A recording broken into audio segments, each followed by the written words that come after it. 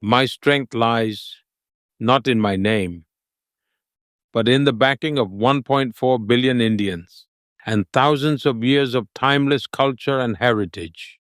So wherever I go, I carry with me the essence of thousands of years of Vedic tradition, the timeless teachings of Swami Vivekananda, and the blessings, dreams, and aspirations of 1.4 billion Indians. When I shake hands with a world leader, it's not Modi, but 1.4 billion Indians doing so. So this isn't my strength at all. It is rather the strength of India. Whenever we speak of peace, the world listens to us.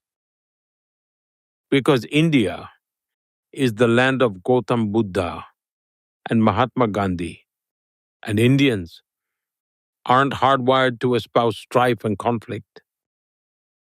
We espouse harmony instead. We seek neither to wage war against nature nor to foster strife among nations.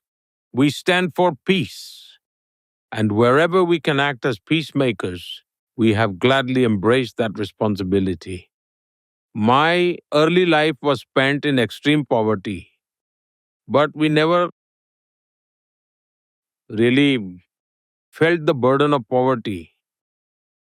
You see, someone who is used to wearing fine shoes will feel their absence when they don't have them. But for us, we had never worn shoes in our lives. So, how would we even know that wearing shoes was a big deal? We weren't in a position to compare. That's just how we lived. When I became Prime Minister, I specially invited Pakistan to my swearing in ceremony so we could turn over a new leaf. Yet, every noble attempt at fostering peace was met with hostility and betrayal. We sincerely hope that wisdom prevails upon them and they choose the path of peace. I believe even the people of Pakistan long for peace. Look, regarding what you said about criticism and how I deal with it, if I had to summarize in one sentence, I welcome it. I have a strong belief that criticism is the soul of democracy. I want to tell all the young people the following. No matter how dark the night may seem, it is still just night,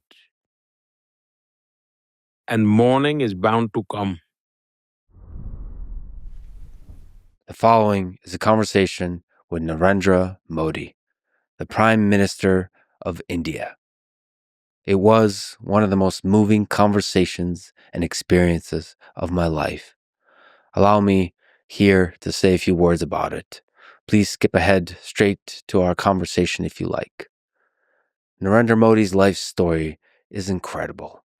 He rose from poverty to lead a nation of 1.4 billion people, the biggest democracy in the world, where he won epic scale elections for prime minister 3 times. As a leader, he fought for ideas that unite his nation of India, a nation that is composed of a large number of highly varied and disparate cultures and peoples who have a long history marked by religious, social, and political frictions. He's known for taking decisive, at times controversial actions, for which he's loved by hundreds of millions of people and is also criticized by many. We discuss all of this at length in this conversation. On the world stage, he is respected as a peacemaker and friend by most major world leaders, even those whose nations are at war with each other, from United States to China to Ukraine and Russia to Israel, Palestine, and the Middle East, and everywhere else. Now, at this moment in history, it is clear, at least to me, that the flourishing of human civilization hangs in the balance. With several wars on the brink of escalation to regional and even global conflict, rising tensions between nuclear powers, technological developments from AI to nuclear fusion that aim to completely transform society and geopolitics as we know it, and, of course, generally increasing political and cultural turmoil. So now, more than ever, we need great leaders, great peacemakers, who build bridges, not destroy them, who may preserve the identity of their nations but still celebrate the common humanity of all of us, all people on earth. For this and many other reasons, this conversation with Prime Minister Modi was one of the most remarkable I've ever had. You may hear such words and think that I'm just enamored by power or access. No, never was, never will be.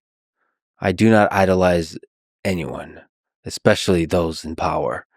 I'm generally skeptical of power, money, and fame because of their natural corrupting influence on the mind, the heart, the soul of a person.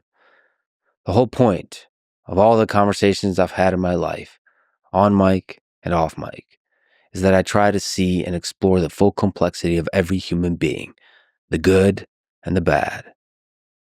I believe we're all the same in a deep fundamental sense, all capable of good, all capable of evil, all carry stories of pain and stories of hope. Whether you're a world leader or a truck driver, a coal miner, or a farmer in the American Midwest. And by the way, I will be talking to a lot of the latter kind of folk this year off mic, and maybe even on mic as I travel the US and the world. My brief statements here about Narendra Modi are about both him as a leader and especially him as a human being. In the extensive time I spent with him and spoke with him, off mic and on mic, it was a deeply personal human interaction characterized by warmth, kindness, humor, inner and outer peace, and absolute focus on the conversation between us in the present moment, as if nothing else existed. I have heard from many people that he treats everyone he meets in this empathic way, no matter where they come from or what their position is in this world. So, for those and many other reasons, this really was an incredible experience I will never forget. Oh, and by the way, we make captions and voiceover audio tracks available in English, Hindi, and other languages. You can also listen to the original mixed language version where I speak English and Prime Minister Modi speaks Hindi. Separately, you can choose to turn on subtitles in your preferred language. On YouTube, you can switch between language audio tracks by clicking the settings gear icon, then clicking audio track, and then selecting the language you prefer. For fully English overdub, select English. For fully Hindi overdub, select Hindi. And to listen to the original mixed language version where I speak English and Prime Minister Modi speaks Hindi, please select Hindi Latin audio track. So you can listen either to a version that is all one language or to the original mixed language version with subtitles in your preferred language. The default is English overdub, where thanks to 11 Labs and a great team of translators, we do our best to bring the Prime Minister's voice to life with AI voice cloning in English. I promise that we will continue to work very hard to break down the barriers that language creates and try to make these conversations as accessible as possible to everyone in the world.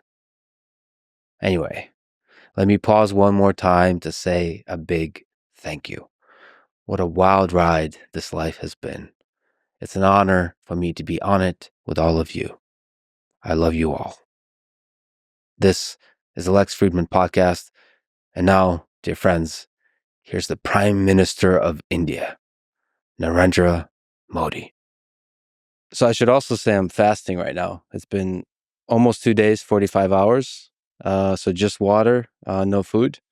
In honor of this conversation, just to get in the right mindset, get into the spiritual level. I've read that you often fast for many days.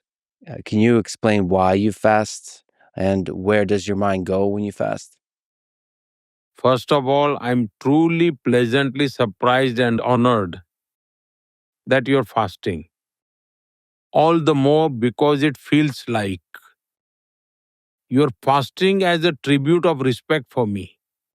So I express my deepest gratitude to you for doing this. In India, our religious traditions are actually a way of life. Our Supreme Court once gave a brilliant interpretation of Hinduism. They have stated that Hinduism is not about rituals or methods of worship, but rather it's a way of living, a philosophy that guides life itself. And in our scriptures, there is deep discussion on elevating the body, mind, intellect, soul, and humanity.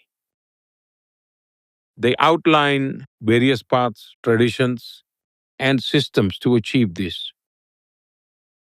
And fasting is one of them. But fasting alone isn't everything. In India, whether you see it culturally or philosophically, sometimes I see that fasting is a way to cultivate discipline. If I put it in simple terms or explain it to the viewers who are unfamiliar with India, it is a powerful tool to bring both the inner and outer self into balance. It shapes life in profound ways. When you fast, you may have noticed, as you said, you've been fasting on water for 2 days. Every single one of your senses, especially smell, touch, and taste, becomes highly sensitive.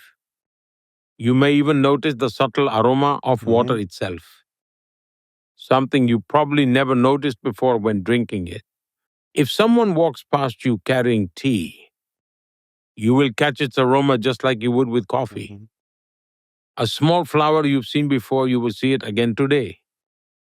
But now you can perceive its details more vividly.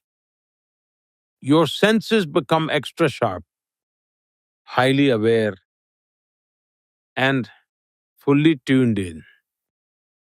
And their capability to observe and to respond multiplies and grows sharper. I have personally often experienced this. Another thing I've experienced is that fasting can greatly accelerate the thinking process and can give a fresh perspective. You start thinking outside the box. I don't know if everyone experiences this, but I certainly do. Most people assume that fasting simply means giving up food or not eating. But that's just the physical aspect of fasting. If someone is forced to go without food due to hardship, with an empty stomach, can we call that fasting? Fasting is actually a scientific process. Whenever I fast for an extended period, I prepare my body in advance. For 5 to 7 days before the fast, I follow various Ayurvedic practices and yoga practices, along with other traditional cleansing methods, to internally reset my system. Before actually beginning the fast, I make sure to drink a lot of water as much as possible. So you could say that this detoxification process helps prepare my body in the best possible way. And once I begin fasting, for me it's an act of devotion. For me, fasting is a form of self discipline. For me personally, even while I go about doing my daily activities during a fast, my mind remains deeply introspective and focused inward. And that experience is profoundly transformative for me. My practice of fasting didn't come from reading books, listening to sermons, or following a tradition just because my family happened to have observed it. It came from my own personal experience. During my school days, there was a movement inspired by Mahatma Gandhi's vision, his vision of cow protection. The government had not enacted any laws at the time. At the time, people across the country observed a one-day fast by gathering in public places in silent protests. We were just kids, probably had just finished primary school. Something inside me said I should be part of this. And that was the first time in my life I experienced fasting. At such a young age, I felt neither hunger nor any desire for food. Instead, I felt a new awareness, a surge of energy within me. So I became convinced that fasting is a science, far beyond just skipping meals. It is something far greater than that. Then gradually,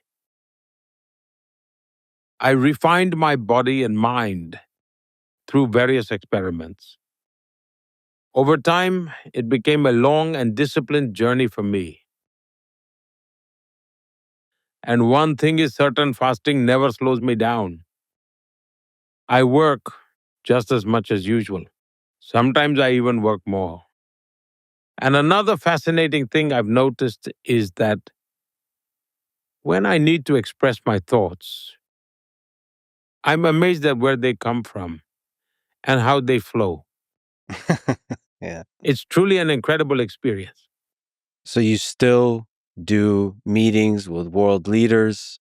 You still manage the affairs of India. You still carry out your role as a leader on the world stage, all fasted, and sometimes 9 days. Well, this practice has a long historical context. I hope it may be interesting for those listening. There is an ancient tradition in India called Chaturmas. During the monsoon season, we know that the digestion tends to slow down. And so in this season, many people in India follow the practice of eating only a single meal within 24 hours. For me, this starts around mid-June and goes on until after Diwali around November. For about 4 to 4.5 months, I follow this tradition of eating only once in 24 hours. Then comes the Navratri festival in India, which usually falls in September or October. During this time, the whole country celebrates Durga Puja, a festival of strength, devotion, and spiritual discipline. This lasts for 9 days. During this time, I completely abstain from food and only drink hot water. Although drinking hot water has always been a part of my daily routine, my past lifestyle was such that I naturally developed this habit over time. Then, in March or April, another Navratri occurs, called Chaitra Navratri. This year, it will likely begin around March 31st. During this 9-day fast, I eat only one specific fruit once a day. So for those 9 days, if let's say I choose papaya, then for all 9 days I won't touch anything else, just papaya. That too, I eat only once a day. That's how I follow my 9-day fasting routine. So there are numerous fasts I keep throughout the year. And this has become a deeply ingrained tradition in my life. Perhaps I can say that I've been following these practices for 50 to 55 years. Has there been times when you met with a world leader and completely fasted? And maybe what do they think about that? What do they think about your ability to do that kind of thing? And you're right, I should mention that from even my 2 days, my ability to be present, my ability to sense everything, sharply focus on this experience is elevated. But yes, is there stories with a world leader that maybe jump to mind when you were fasted? Well, most of the time, I don't even let people know about it. It's my personal matter. So I never publicized it. But people gradually started finding out. It became known only after I became chief minister and prime minister. Otherwise, it was purely personal. Mm. But now that it's out in the open, I don't mind sharing. If someone asks, I tell them so it might be useful to them because it's not my personal property. It's my experience. And if that can help someone, why not share it? After all, my life has always been devoted to the well being of others. For example, after I became prime minister, I had a bilateral meeting at the White House with President Obama. And he had also arranged a formal dinner. Then, as discussions between the two governments progressed, someone said, "Please join us for dinner." To which another replied, "But the Prime Minister doesn't eat." This left them a bit concerned. How do you host the leader of such a major nation at the White House without serving food?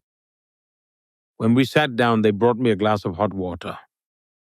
I turned to President Obama and jokingly said, "Look, my dinner has arrived," as I placed the glass in front of me.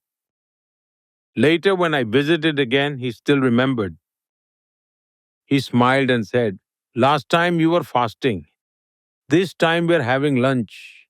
Since you're not fasting, you'll have to eat twice as much." Let's go to the beginning. You rose from humble beginnings to lead the world's largest democracy. So I think there's a lot of people for whom this is truly inspiring. Uh, your family was of very modest means, and you grew up in a one-room house with a mud floor, your whole family living there. Tell me about your childhood. How did those humble beginnings shape your outlook on life? My birthplace is in Gujarat,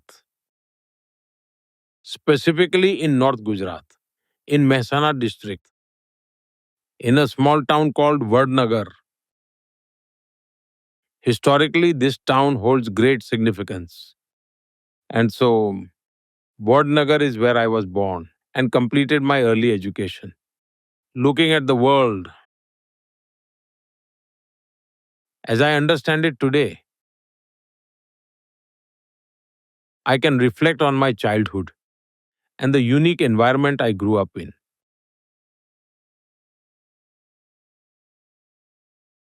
My village had certain fascinating aspects, some of which are quite rare, even globally. When I was in school, there was an elder in our village who would regularly tell students, "Listen, kids, wherever you go, if you find a carved stone or you find a stone with inscriptions on it or anything with engravings, bring it and place it in this corner of the school." Over time, my curiosity grew and I started to understand. I realized that my village had a rich and ancient history. Discussions at school often revealed more fascinating details about its past. Later, I learned that China even made a film about it.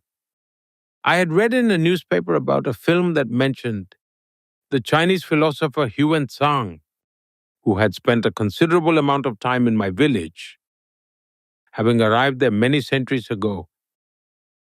Back then, it was a major center for Buddhist learning. That's how I first learned about it. And perhaps around the 1400s, it was a prominent Buddhist educational hub. There was a victory monument from the 12th century, a temple from the 17th century, and in the 16th century, two sisters, Tana and Riri, who were renowned musicians. As I uncovered these history traces, I grasped the depth of our heritage. So, when I became chief minister, I initiated large scale excavation projects. The findings from these very projects confirmed that thousands of Buddhist monks had at one time studied there. It was a place where Buddhist, Jain, and Hindu traditions coexisted harmoniously. And for us, history wasn't just confined to books. Every stone spoke, every wall had a story to tell.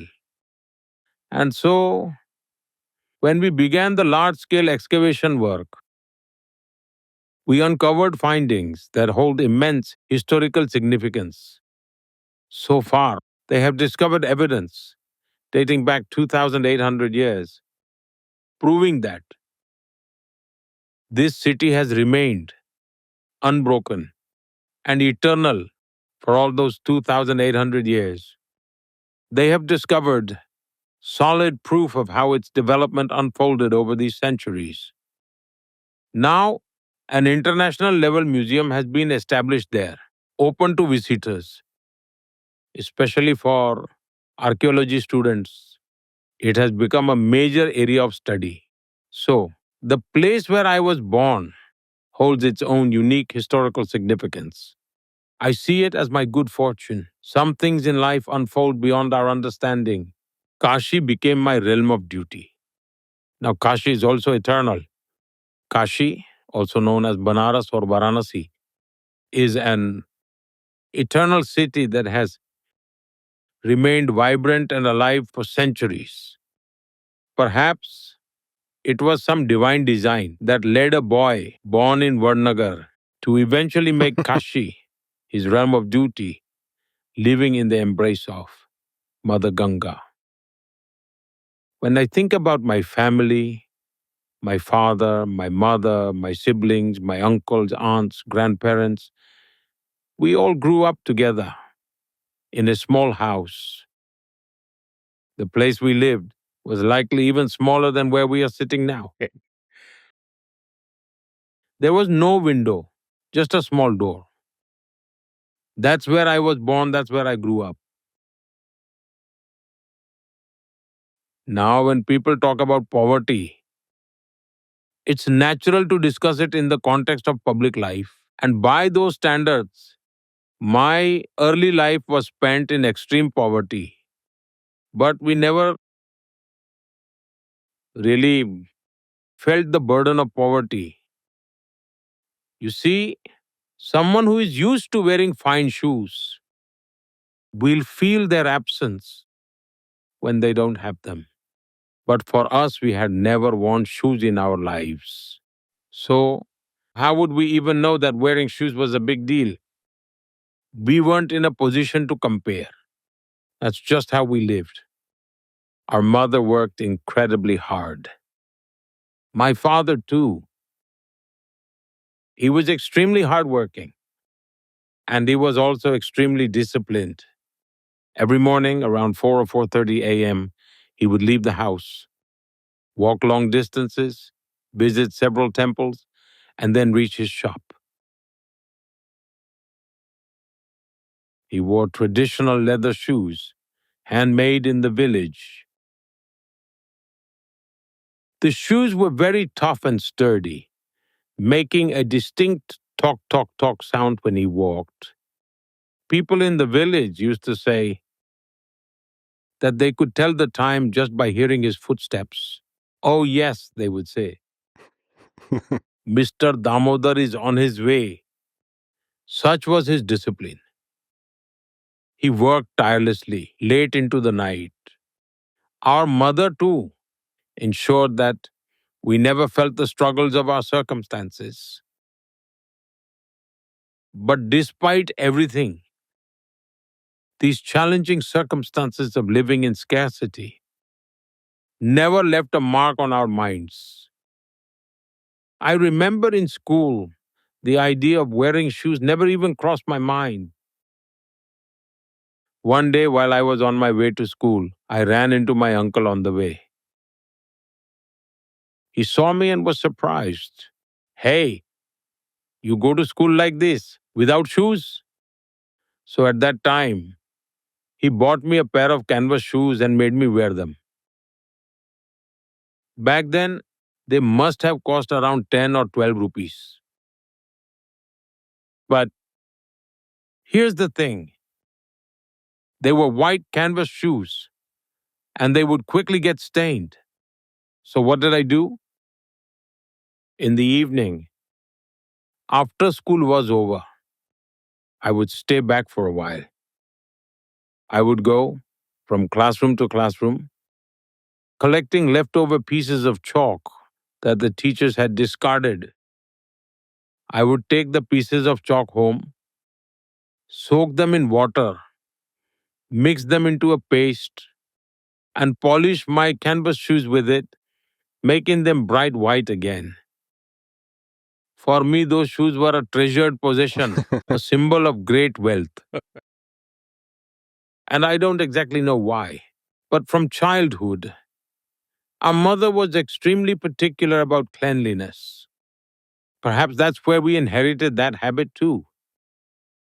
Not sure how I picked up the habit of dressing neatly, but it's been there since childhood. Whatever I wore, I made sure it looked proper. Back then, as you can imagine, we didn't have any arrangements for ironing clothes. So instead, I would heat up water in a copper pot, hold it with tongs, and press my clothes myself. Then I'd head off to school. That's how I lived, and I found joy in it. We never thought about being poor or judged about how others lived or what their struggles were. We lived carefree, enjoying whatever little we had, and kept working hard. Never once did we complain about these things. And all these aspects of my life, whether you call it fortune or misfortune, unfolded in such a way in politics that they started coming to light. Because when I was taking my oath as chief minister, TV reporters went to my village, questioned my childhood friends, went to capture videos of my home. That's when people started asking, who is this and what background he is coming from? Before that, very few knew much about my life. That's just how my journey has been. My mother possessed an innate spirit of caring for others' well being. It was woven into the very fabric of her being. She possessed knowledge of traditional remedies and healing practices and would treat children with these home remedies. Every morning before sunrise around 5 o'clock, she would start treating them. So all the children and their parents would gather at our home, little children crying, and we had to wake up early because of it. Meanwhile, my mother would continue treating them with care. This spirit of service, in a way, was nurtured through these experiences. A sense of empathy for society, the desire to do good for others. These values were instilled in me from my family. I believe that my life has been shaped by my mother, my father, my teachers, and the environment I grew up in. There's a lot of young people listening to this that are truly inspired by your story. From those humble beginnings to the leader of the biggest democracy in the world. What can you tell to those young folks who are struggling, who are lost in the world, who are trying to find their way? What advice could you give them? I want to tell all the young people the following. No matter how dark the night may seem, it is still just night, and morning is bound to come. That's why we need patience and self-confidence. Yes, the challenges are real, but I am not defined by my circumstances. I am here for a purpose, sent by a higher power, and I am not alone. The one who sent me is always with me. This unwavering faith should always remain within us. Difficulties are a test of endurance. They are not meant to defeat me. Hardships exist to make me stronger, helping me grow and improve, not to leave me feeling hopeless or discouraged. Personally, I see every crisis, every challenge as an opportunity. So, to all young people, I say, have patience. There are no shortcuts in life. At our railway stations, there hangs a sign for those who habitually cross the tracks instead of using the bridge. It reads, "Shortcut will cut you short." I would tell young people the same: shortcut will cut you short. There are no shortcuts in life. Patience and perseverance are essential. Whatever responsibility we are given, we must pour our heart into it. We should live it with passion, enjoy the journey, and find fulfillment in it. I truly believe that if this mindset is cultivated, it transforms life. Similarly, abundance alone is not enough. There is no guarantee of success. Even a wealthy person who indulges in comfort and idleness will eventually wither away. Instead, he must decide, yes, I may have resources around me, but I must use my abilities to grow them further. I must contribute more to society with my own strength. Even if I am in a good position, there is still so much more to do. Even if I am not in a good position, there is still so much work to do. That's what I believe. I have also noticed that some people tend to think, I've learned enough, that's it. But one should never let the student within them die. Learning should never stop. I believe that as long as I am alive, I must have a purpose. Perhaps I exist to keep learning, to keep growing. Now, my mother tongue is Gujarati, and we were not very familiar with the Hindi language, nor did we know how to speak it eloquently or communicate effectively. But as a child, I used to sit at my father's tea shop. And at that young age, I got the chance to meet so many people.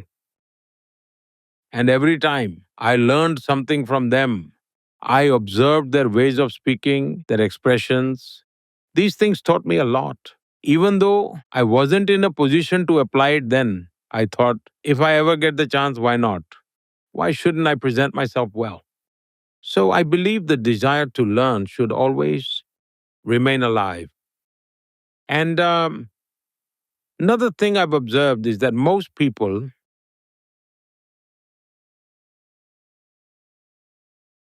dream about achieving something or becoming someone. They set big targets. And when they fall short, they feel disappointed. That's why whenever I get a chance to talk to my friends, I tell them,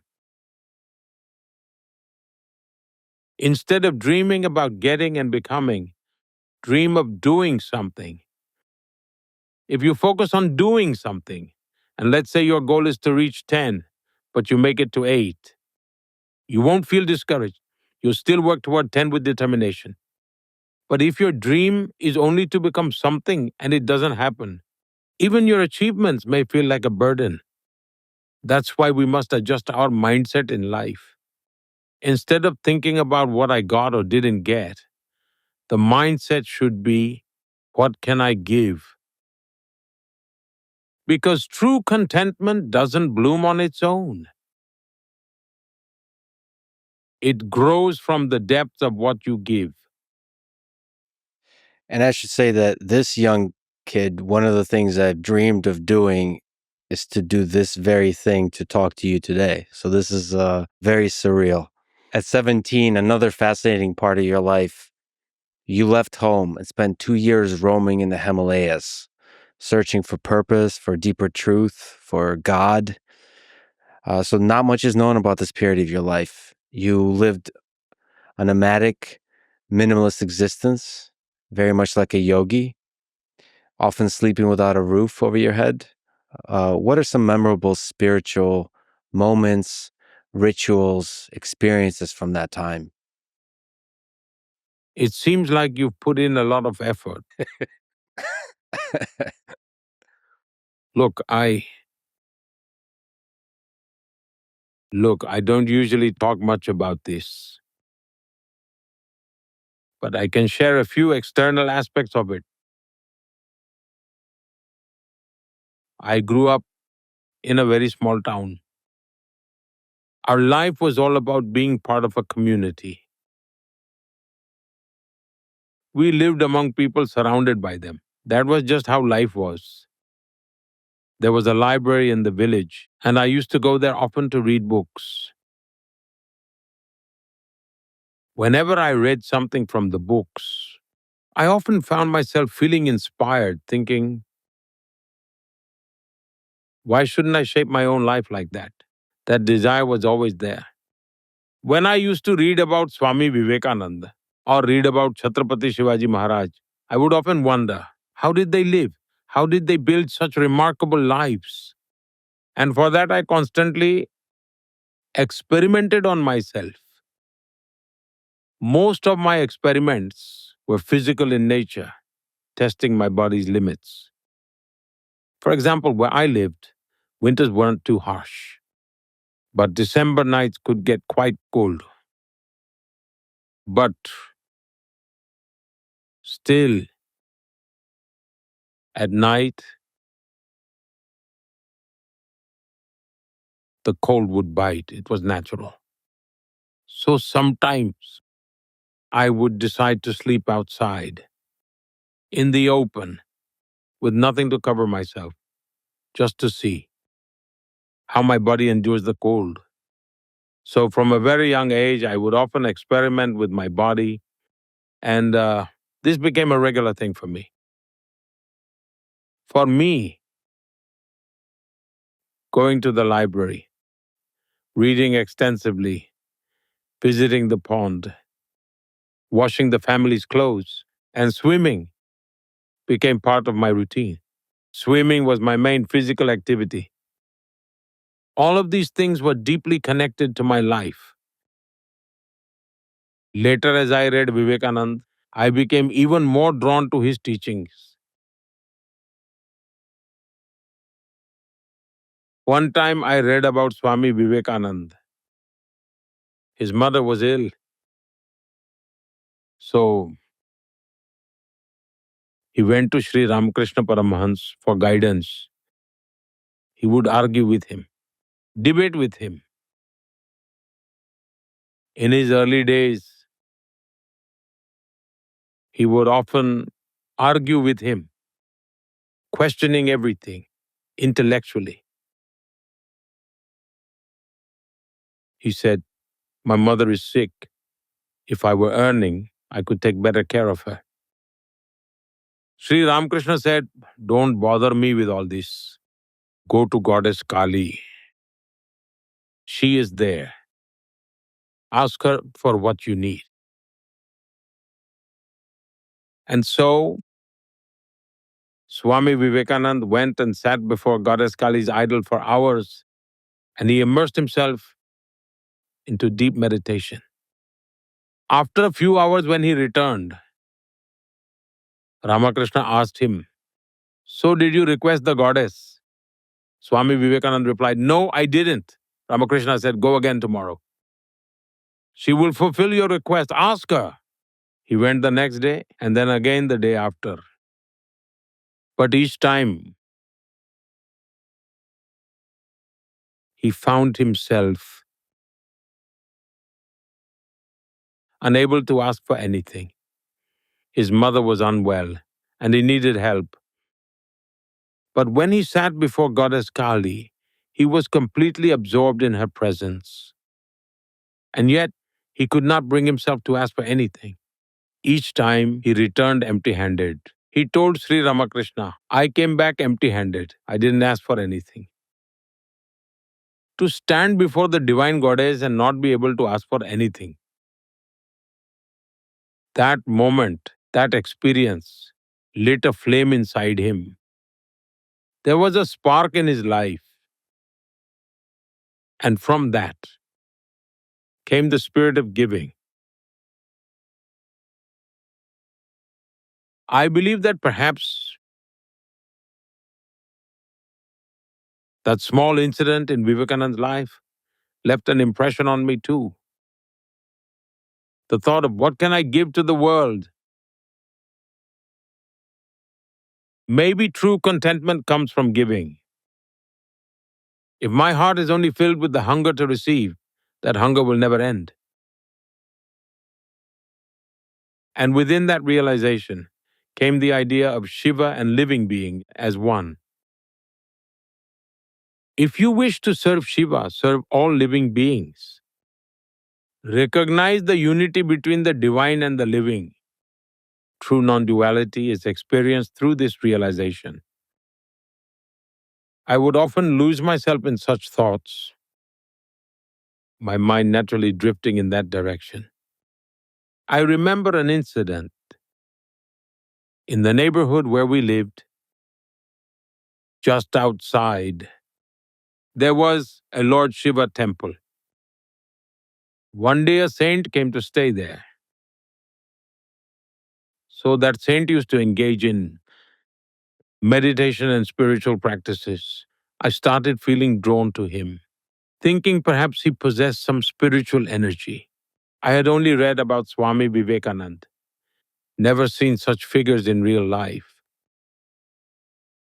During Navratri, he was fasting and he had placed sorghum grains on his hand, a common tradition in our culture. In a way, sprouting seeds on your palms and sleeping like that for 9 or 10 days. It was a kind of spiritual vow, and this saint was observing it. During those same days, my maternal uncle's family was preparing for my aunt's wedding. Everyone from my home was going to my uncle's house for the wedding. Now, for any child, visiting an uncle's house is always exciting. But I told my family, I'm not going, I'll stay here. And I will take care of Swamiji.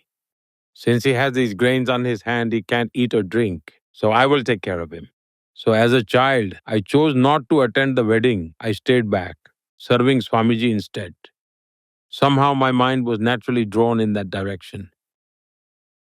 At times, whenever soldiers from my village came home during their holidays, they would walk around in their uniforms with such pride. I would run behind them all day thinking, look at them. They are serving the nation. So there was always a strong feeling inside me to do something meaningful. I didn't fully understand what it would be, and I didn't have a roadmap. There was a hunger within me, a deep longing to understand life, to explore its meaning. So I just set out and began the journey. During my time in the mission, I came across remarkable saints. They showered me with love and blessings. Among them, I formed a special bond with Swami Atmasthananji. He lived for nearly 100 years, a life full of wisdom and service. In his final years, I deeply wished for him to stay with me at the Prime Minister's residence. But his responsibilities were vast and he couldn't come. However, back when I was Chief Minister, he used to visit, and I was fortunate to receive his blessings and guidance. He once looked at me and said, why have you come here?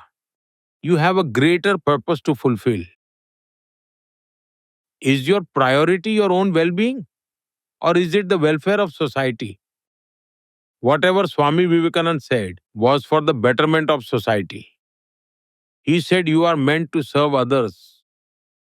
So I remember feeling a bit disheartened at that moment. I had come seeking guidance, but all I got were words. So I continued on my journey, wandering from place to place. I spent time in the Himalayas, embracing the solitude of the mountains. I met many remarkable individuals along the way. Some were great ascetics, people who had renounced everything. But still, my mind remained restless. Perhaps it was my age of curiosity, of wanting to learn, to understand. It was a new experience, a world shaped by the mountains, by ice, by the towering snow covered peaks. But all of this played a huge role in shaping me.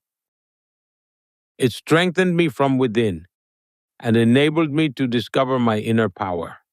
Practicing meditation, waking up in the sacred pre dawn hours, bathing in the cold, serving people with devotion, and naturally tending to elderly saints became a seamless part of who I was.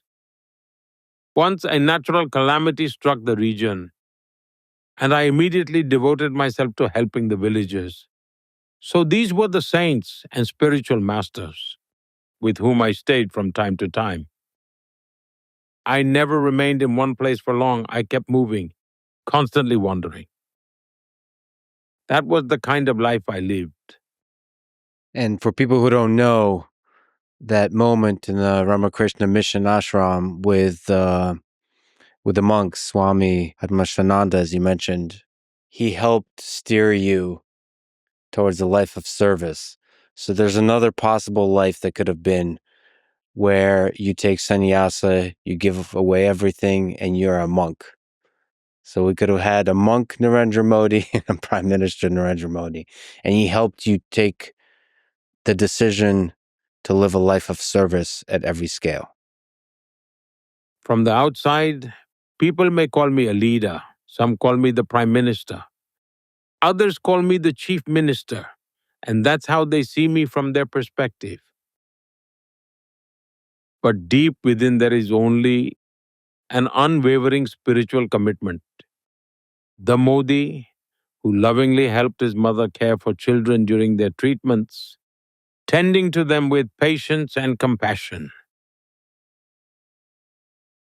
The Modi who wandered through the Himalayas, and the Modi who now works from this seat of responsibility, they are all tied together by the same inner consistency. Every action is dedicated to serving others. People may see a stark difference between a saint and a leader, but to me, there is no real difference. Yes, the attire changes, the way of life changes, the words spoken throughout the day shift, and the nature of work evolves. But the core of my being remains unchanged, carrying out every responsibility with the same sense of calm focus and dedication. Another part of your life, of who you are, is you've spoken your whole life about putting your nation of India above all else. When you were 8, you joined the RSS, which espouses the idea of Hindu nationalism. Can you tell me about RSS and what impact they had on who you are and the development of your political ideas? Ever since childhood, I always had the habit of staying engaged in something or the other. I remember there was a man named Makoshi. I don't quite recall his full name. I think he was part of the service group, Makoshi Soni or something like that. He used to carry a small drum-like instrument called a tambourine with him. And he used to sing patriotic songs in his deep, powerful voice. Whenever he came to our village, he would hold programs in different places. I would run after him like a crazy fan just to listen to his songs. I would spend entire nights listening to their patriotic songs. I enjoyed it. I don't even know why, but I just did. In our village, there was a branch of the Rashtriya Swayamsevak Sangh where we played sports and sang patriotic songs. Something about those songs touched me deeply. They stirred something inside me. And that's how I eventually became part of the RSS. One of the core values that were instilled in us at RSS was whatever you do, do it with a purpose. Even while studying, study with the goal of learning enough to contribute to the nation. Even when you exercise, do it with the purpose of strengthening your body to serve the nation. This is what we were taught. And today, RSS is a massive organization. It is now nearing its 100th anniversary. Such a massive volunteer organization likely doesn't exist anywhere else in the world. Millions of people are connected to it. But understanding RSS is not that simple. One must make an effort to truly grasp the nature of its work. More than anything, the RSS provides you with a clear direction toward what can truly be called a purpose in life. Secondly, the nation is everything, and serving the people is akin to serving God. This is what has been said since the Vedic era, what our sages have said, what Vivekananda said, and what the RSS echoes. A volunteer is told that the inspiration he gains from RSS, it's not just about attending the 1 hour session or wearing the uniform. What matters is what you do for society. And today, inspired by that spirit, many initiatives are thriving. Like some volunteers established an organization called Seva Bharti. This organization serves the slums and settlements where the poorest people live, which they call service communities. To my knowledge, they run approximately 125,000 service projects without any government assistance, solely through community support. They spend time there, teach the children, care for their health, instill good values, and work towards improving cleanliness in these communities. Running 125,000 social service projects is no small feat.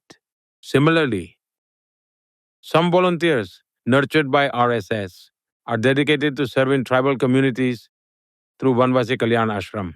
They live among the tribal people, working for their welfare. They have established over 70,000 one-teacher schools in remote tribal regions. There are also some people in America who show their support for this cause and contribute donations of about $10 or $15. And they say, skip a Coca-Cola this month, don't drink Coca-Cola, and donate that money to an one-teacher school instead. Now imagine 70,000 one-teacher schools dedicated to educating tribal children. Some volunteers have founded Vidya Bharati to revolutionize education. Today, they run nearly 25,000 schools, educating around 3 million students. And I believe that millions of students have benefited from this initiative, receiving quality education at an incredibly low cost. Alongside education, values are prioritized and students remain grounded, learning skills so they don't become a burden on society. That is, in every aspect of life, whether it's women, youth, or even laborers, the RSS has played a role. In terms of membership size, if I may say so, we have the Indian Labor Union. It has around 50,000 unions with millions of members across the country. Perhaps in terms of scale, there is no bigger labor union in the world. But what's interesting is the approach they take. Historically, leftist ideologies have fueled labor movements worldwide. And what has been their slogan? Workers of the world, unite. The message was clear: unite first, and then we'll deal with everything else. But what do the labor unions run by RSS-trained volunteers believe in? They say, workers unite the world. Others say, workers of the world unite, and we say, workers unite the world. It may seem like just a small shift in words, but it represents a huge ideological transformation. The volunteers who come from the RSS follow their own interests, nature, and inclination. And in doing so, they strengthen and promote these kinds of activities. When you observe these initiatives, you'll see how, over the past 100 years, the RSS has dedicated itself with the discipline and devotion of a seeker, staying away from the glare of mainstream attention.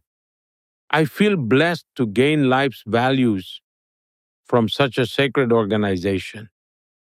Through the RSS, I found a life of purpose. Then I was fortunate to spend some time among the saints, which gave me a strong spiritual foundation. I found discipline and a life of purpose. And through the guidance of saints, I gained spiritual grounding. Swami Atmastananda and others like him have held my hand throughout my journey, constantly guiding me at every step.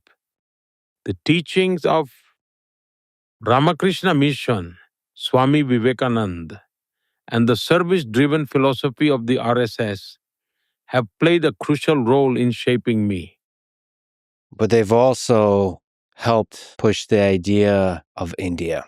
What is the idea that unifies India? What is India as a nation?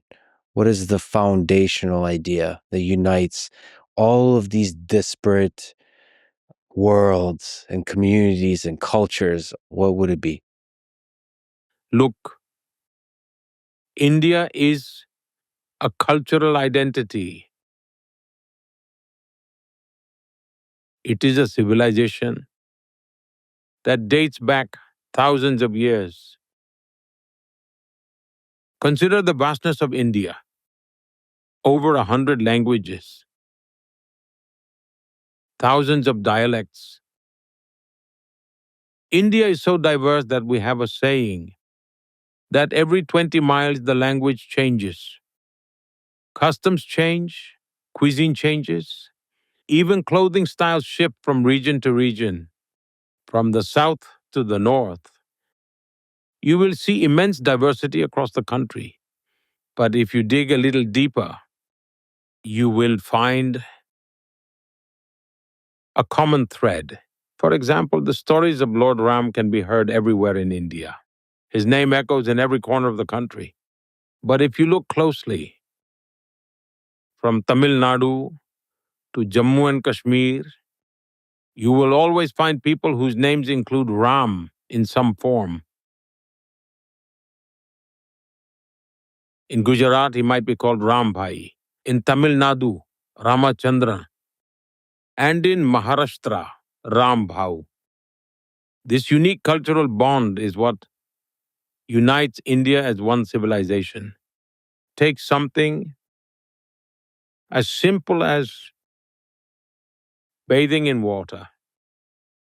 We have a ritual where all the rivers of India are remembered. They chant, I am bathing with the waters of all these rivers: Ganga, Yamuna, Godavari, Saraswati, Narmada, Sindhu, Kaveri. It's a sentiment that unites a nation. And we have a long tradition of making such resolutions at the beginning of important events and rituals. And the resolution itself can present a historical record. And in so doing, serve as a way of collecting and preserving historical data. It has been an incredibly unique system, guided meticulously by our scriptures. When someone makes a resolution, performs a puja, or even during weddings, we start by invoking the entire universe, beginning with Jambudweep, Bharat Khand, Aryavrat, and gradually narrow it down to the village, then mentioning the specific family. And finally, we invoke the family deity. This practice is still alive, happening daily in every corner of India. But sadly, the Western and global models began viewing nations only as administrative systems. India, however, has had a variety of administrative systems throughout history. Many systems were fragmented, scattered, and varied across regions. Kings and rulers were numerous. But India's unity lay in cultural bonds. Pilgrimage traditions played a key role in preserving this unity. Shankaracharya established the 4 pilgrimage sites. Even today, millions of people travel from one place to another for pilgrimage. In Kashi, you'll find people who bring water from Rameshwaram to Kashi and take water from Kashi to Rameshwaram. Even if you look at our Hindu calendar, you'll find so many things across the country that you can't even imagine. If we look at the historical foundation of modern India, along with yourself, Mahatma Gandhi is one of the most important humans to have ever lived, but certainly one of the most important humans to the history of India. What do you admire about Mahatma Gandhi? As I had mentioned before, I was born in Gujarat, and Gujarati is my mother tongue. Mahatma Gandhi was also born in Gujarat. His native language was Gujarati too. He pursued a career as an attorney and lived overseas for several years. He had plenty of great opportunities, but the deep sense of duty within him, along with the values instilled by his family, led him to give up all comforts and devote his life to serving the people of India. He joined the struggle for India's independence. And to this day, he continues to deeply influence the life of every Indian in some way. Mahatma Gandhi tried to live by his principles and practiced what he preached. For example, he strongly advocated for cleanliness and practiced it himself. And he made it a point to discuss cleanliness wherever he went. Another key factor to consider is India's fight for independence. India was ruled by the Mughals, the British, and several other foreign powers.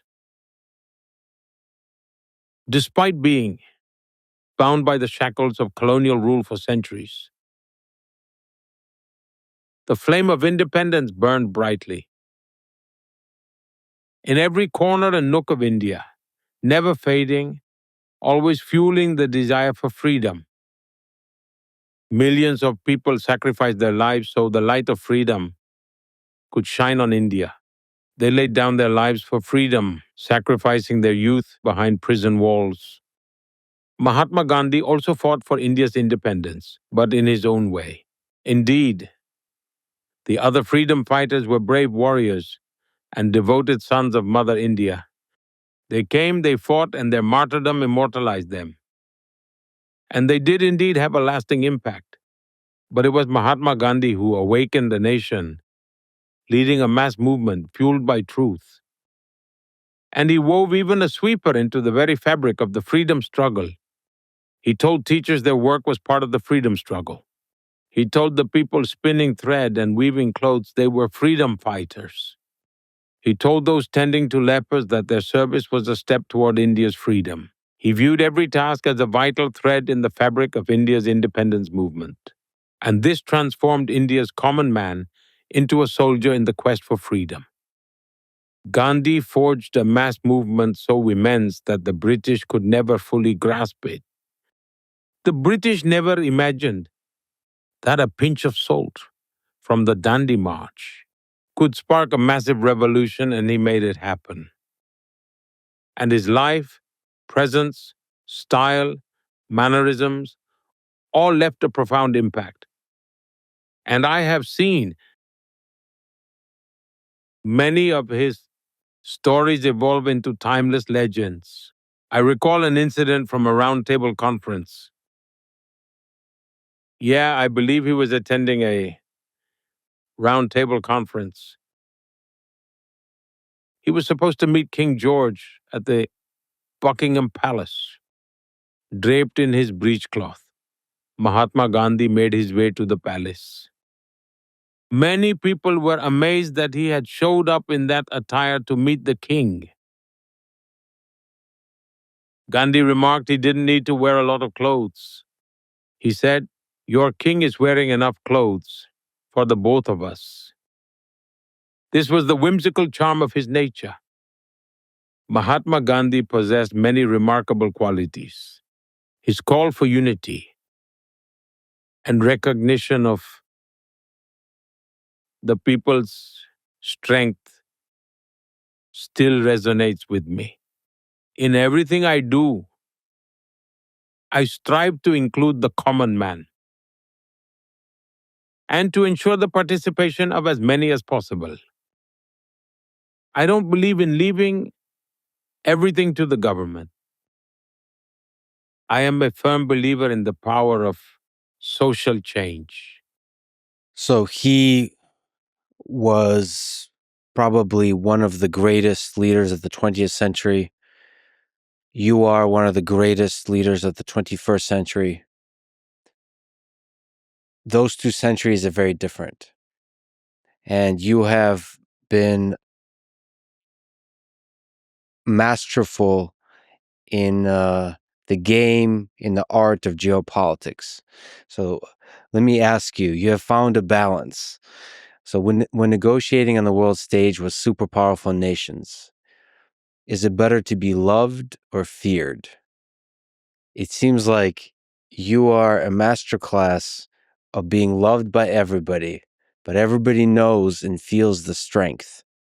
So finding that balance. Can you speak to that balance? First and foremost, I don't think this is a fair comparison. Mahatma Gandhi wasn't just a 20th century leader. His relevance transcends centuries. Mahatma Gandhi's legacy will last for centuries to come, and he remains relevant to date. As far as I am concerned, I have a responsibility to fulfill. Yet, the weight of that responsibility pales in comparison to my country. I am nowhere near as great as my country, and my strength lies not in my name, but in the backing of 1.4 billion Indians and thousands of years of timeless culture and heritage. So wherever I go, I carry with me the essence of thousands of years of Vedic tradition, the timeless teachings of Swami Vivekananda, and the blessings, dreams, and aspirations of 1.4 billion Indians. When I shake hands with a world leader, it's not Modi, but 1.4 billion Indians doing so. So this isn't my strength at all. It is rather the strength of India. You see, I recall something that happened all the way back in 2013. It was when my party declared I would be their prime ministerial candidate. My critics often tried to corner me on one point. It became a topic of widespread discussion. Modi is nothing more than a state leader. What does he know of foreign policy? Does he even understand global geopolitics? This was on everyone's lips. And I was asked this question in every interview. I gave a very well thought out answer at the time. I said, I won't lay out my entire foreign policy in an interview, nor is it needed. That said, India will neither allow itself to be looked down upon, nor will it ever look up to anyone. India will now see eye to eye with her counterparts. This was my belief in 2013, and it still lies at the heart of my foreign policy. For me, the country always comes first. However, to belittle someone or speaking ill of others is neither part of my cultural values nor my traditions. Moreover, our culture upholds and advocates for the welfare of mankind. India has always championed the ideas of global peace and brotherhood. For centuries, we have envisioned the world as one big family. Our noble ancestors envisaged the welfare of the whole world and universe. And that's why you must have noticed the nature of our conversations, as well as the ideas that I have presented on the global stage, which are rooted in respect and positivity. For example, I spoke about the environment in one of my speeches. I proposed the concept of one sun, one world, one grid. During the COVID pandemic, I delivered a speech at the G20 summit. I put forth the vision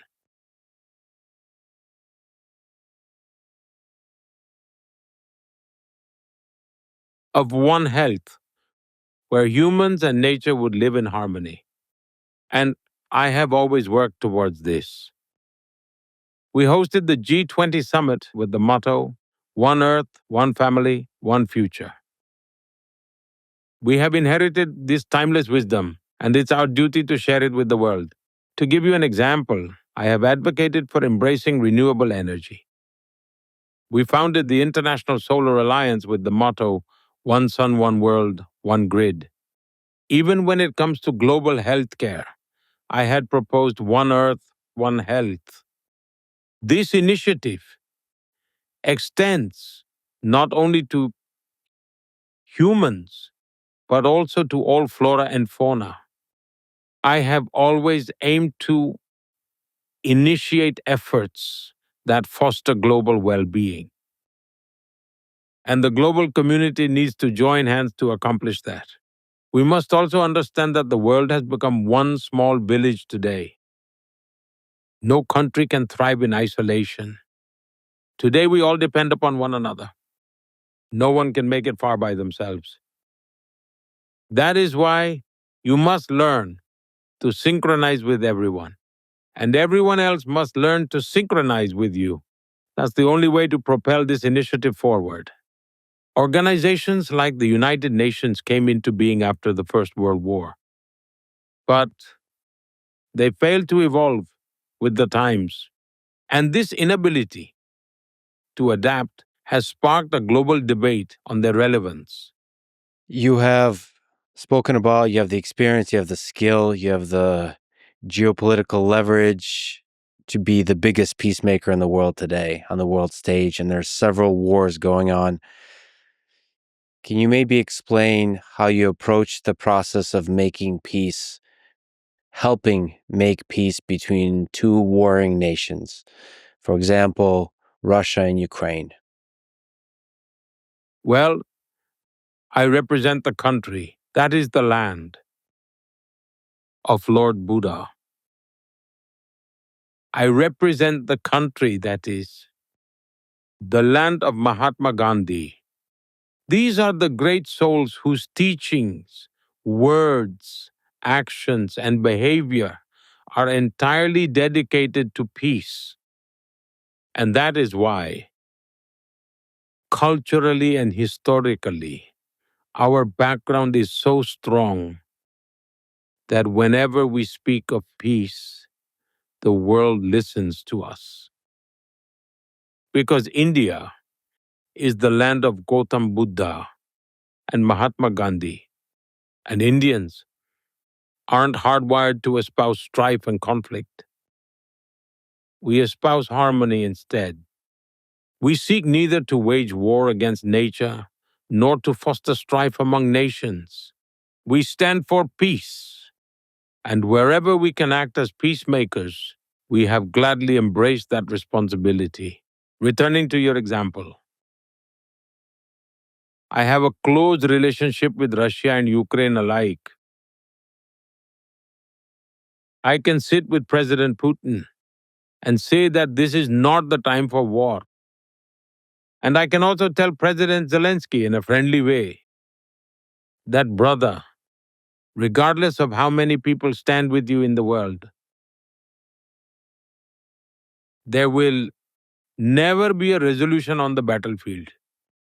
The resolution will only come when both Ukraine and Russia come to the negotiating table. Ukraine may hold countless discussions with their allies, but it will bear no fruit. Discussions must include both parties instead. Initially, it was challenging to find peace, but now the current situation presents an opportunity for meaningful and productive talks between Ukraine and Russia. There has been a lot of suffering. Even the global south has suffered. The world has been grappling with a food, fuel, and fertilizer crisis. So, the global community should unite in the pursuit of peace.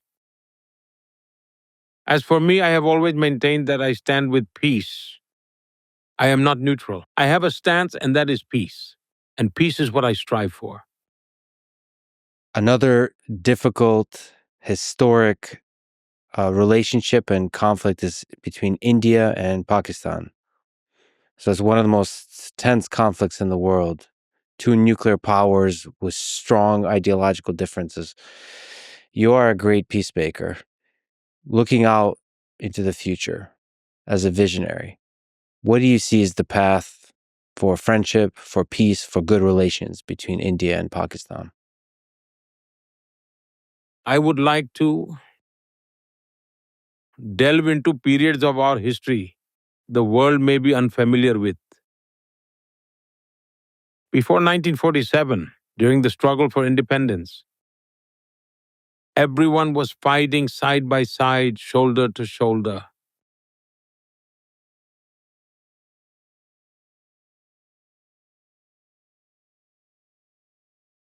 And the nation was eagerly waiting to celebrate the freedom, the joy of independence. Now, we could have a lengthy discussion on what led to the events that unfolded. But the fact remains that the policymakers of the time agreed to India's partition. And they agreed to the Muslim side's demand of carving out a separate nation, with hearts weighed down by grief and silent tears. Indians embraced this painful reality. However, what unfolded was an immediate heartbreaking saga of bloodshed. Trains filled with bloodied, wounded people and corpses started arriving from Pakistan. It was a harrowing sight. After getting their own way, we expected them to live and let live. And yet, they chose not to foster a harmonious coexistence. Time and again, they decided to be at odds with India. They have waged a proxy war against us. Don't mistake this for ideology. What kind of ideology thrives on bloodshed and the export of terror? And we are not the sole victims of this menace. Wherever terror strikes in the world, the trail somehow leads to Pakistan. Let's take the September 11th attacks, for example. The main mastermind behind it, Osama bin Laden, where did he eventually emerge from? He had taken refuge in Pakistan. The world has recognized that, in a way, terrorism and the terrorist mindset are deeply rooted in Pakistan. Today, it stands as an epicenter of turmoil, not just for India but for the world. And we have repeatedly asked them what good can come from this path. We have urged them to abandon the path of state-sponsored terrorism for good. What do you hope to gain by surrendering your nation to lawless forces? I even personally traveled to Lahore in the pursuit of peace. When I became Prime Minister, I specially invited Pakistan to my swearing-in ceremony so we could turn over a new leaf. Yet, every noble attempt at fostering peace was met with hostility and betrayal. We sincerely hope that wisdom prevails upon them and they choose the path of peace. I believe even the people of Pakistan long for peace because even they must be weary of living in strife and unrest. They must have grown weary of relentless terror, where even innocent children are killed and countless lives are destroyed. Is there some memorable stories from your past attempts to try to improve relations with Pakistan that could guide the path forward into the future? Like I mentioned, my first attempt at improving bilateral relations was when I invited my Pakistani counterpart to my swearing in. It was a gesture of goodwill. It was a diplomatic gesture unlike any in decades. The very people who once questioned my approach to foreign policy were taken aback when they learned I had invited all SARC heads of state, and our then president, Mr. Pranab Mukherjee, beautifully captured that historic gesture in his memoir. This was a testament to how clear and confident India's foreign policy had become. This sent a clear message to the world about India's commitment to peace and harmony. But we didn't get the desired outcome. Maybe to ask a little bit of a lighter question, who has the better cricket team, India or Pakistan? The two teams have a epic rivalry on the pitch. And more seriously, given the geopolitical tensions that you spoke to, what role do sports and cricket and football play in fostering better relations? I think sports have the power to energize the entire world. The spirit of sports brings people together across different nations. That's why I would never want to see sports being discredited. I truly believe that sports play a major role in human evolution. They're not just games, they connect people on a deeper level.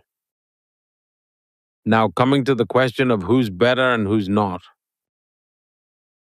When it comes to techniques in sports, I'm not an expert.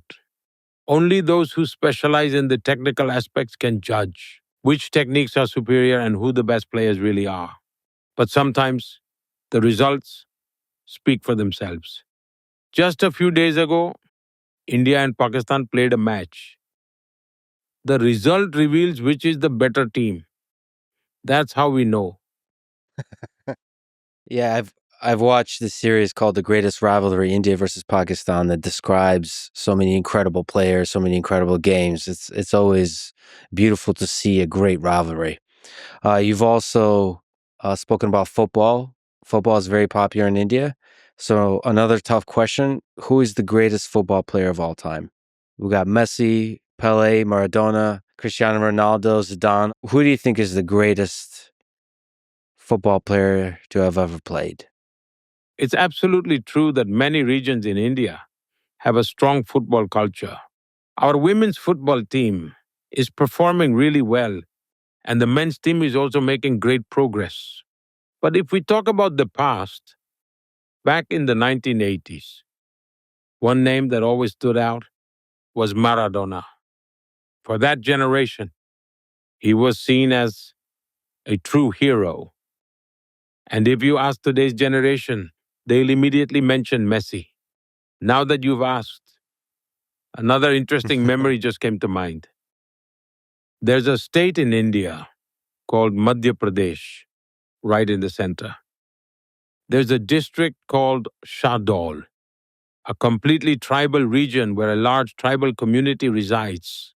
I really enjoy interacting with people from such communities, especially the self-help groups run by tribal women. So I decided to visit them and have a conversation.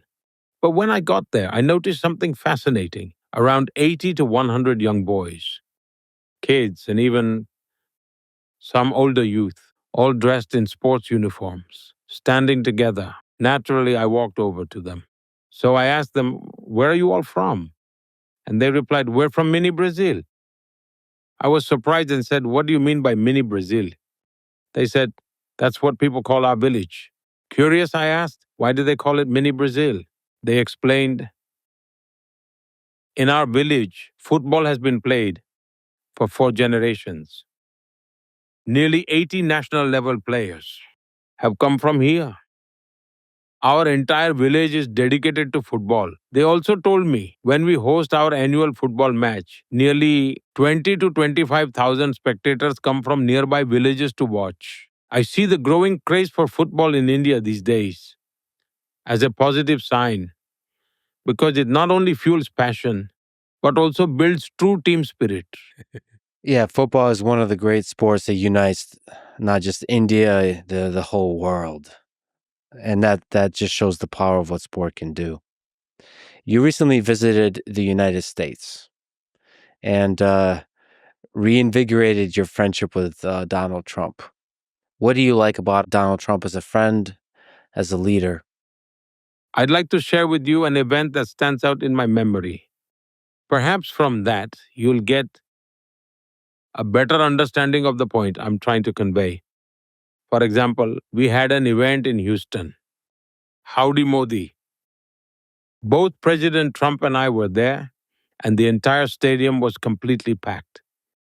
A massive crowd at an event in the US is a huge moment. While packed stadiums are common in sports, this was extraordinary for a political rally. The Indian diaspora had gathered in large numbers. Both of us delivered speeches, and he sat down below listening to me speak. Now that's his humility. The President of the United States sitting in the audience while I spoke from the stage. That was a remarkable gesture on his part. After finishing my speech, I stepped down. And as we all know, security in the US is extremely strict and thorough. The level of scrutiny there is on a completely different level. I went over to thank him and casually said, "If you don't mind, why don't we take a lap around the stadium? There are so many people here. Let's walk, wave, and greet them." In American life, it's almost impossible for the president to walk into a crowd of Yeah. thousands. But without even a moment's hesitation, he agreed and started walking with me. His entire security detail was thrown off guard. But for me, that moment was truly touching. It showed me that this man had courage. He makes his own decisions, but also he trusted me and my lead in that moment enough to have walked with me into the crowd.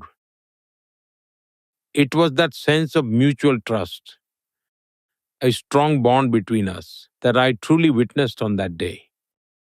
And the way I saw President Trump that day, walking into a crowd of thousands without even asking security, was truly amazing. And if you watch the video now, you'll be amazed. When he was shot during the recent campaign, I saw the same resilient and determined President Trump, the one who walked hand in hand with me in that stadium. Even after being shot, he remained unwaveringly dedicated to America. His life was for his nation. His reflection showed his America First spirit, just as I believe in nation first. I stand for India first. And that's why we connect so well. These are the things that truly resonate. And I believe that across the world, politicians are covered so much by the media that people mostly perceive each other through its lens. People rarely get the chance to truly meet or personally know one another. And perhaps third party intervention is the real cause of tensions. When I visited him in the White House for the first time, there was already a lot written about President Trump in the media. At that time, he was still new to office, and the world had a rather different perception of him. Even I had been briefed in many different ways before meeting him. But to my surprise, the very moment I stepped into the White House, he broke all formal protocols right away. And then he personally took me on a tour of the White House. As he showed me around, I noticed something striking. He wasn't holding any notes or cue cards, nor was anyone accompanying him to assist. He pointed things out himself. "This is where Abraham Lincoln lived," he said. He even explained why the courtroom was designed so long. He would point at the table and tell me which president signed here and on what date. I found that incredibly impressive. It showed how much he honored the presidency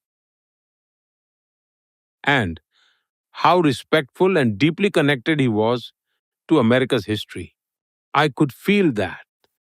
And he spoke to me freely, discussing many things openly. That was my experience from our first meeting. Later, when his first term ended and President Biden won, 4 years passed. But during that time, whenever someone we both knew met him, and this must have happened dozens of times, he would say, Modi is my friend, convey my regards. That kind of gesture is rare. Mm. Even though we didn't meet physically for years, our direct and indirect communication, our closeness, and the trust between us remained unshaken.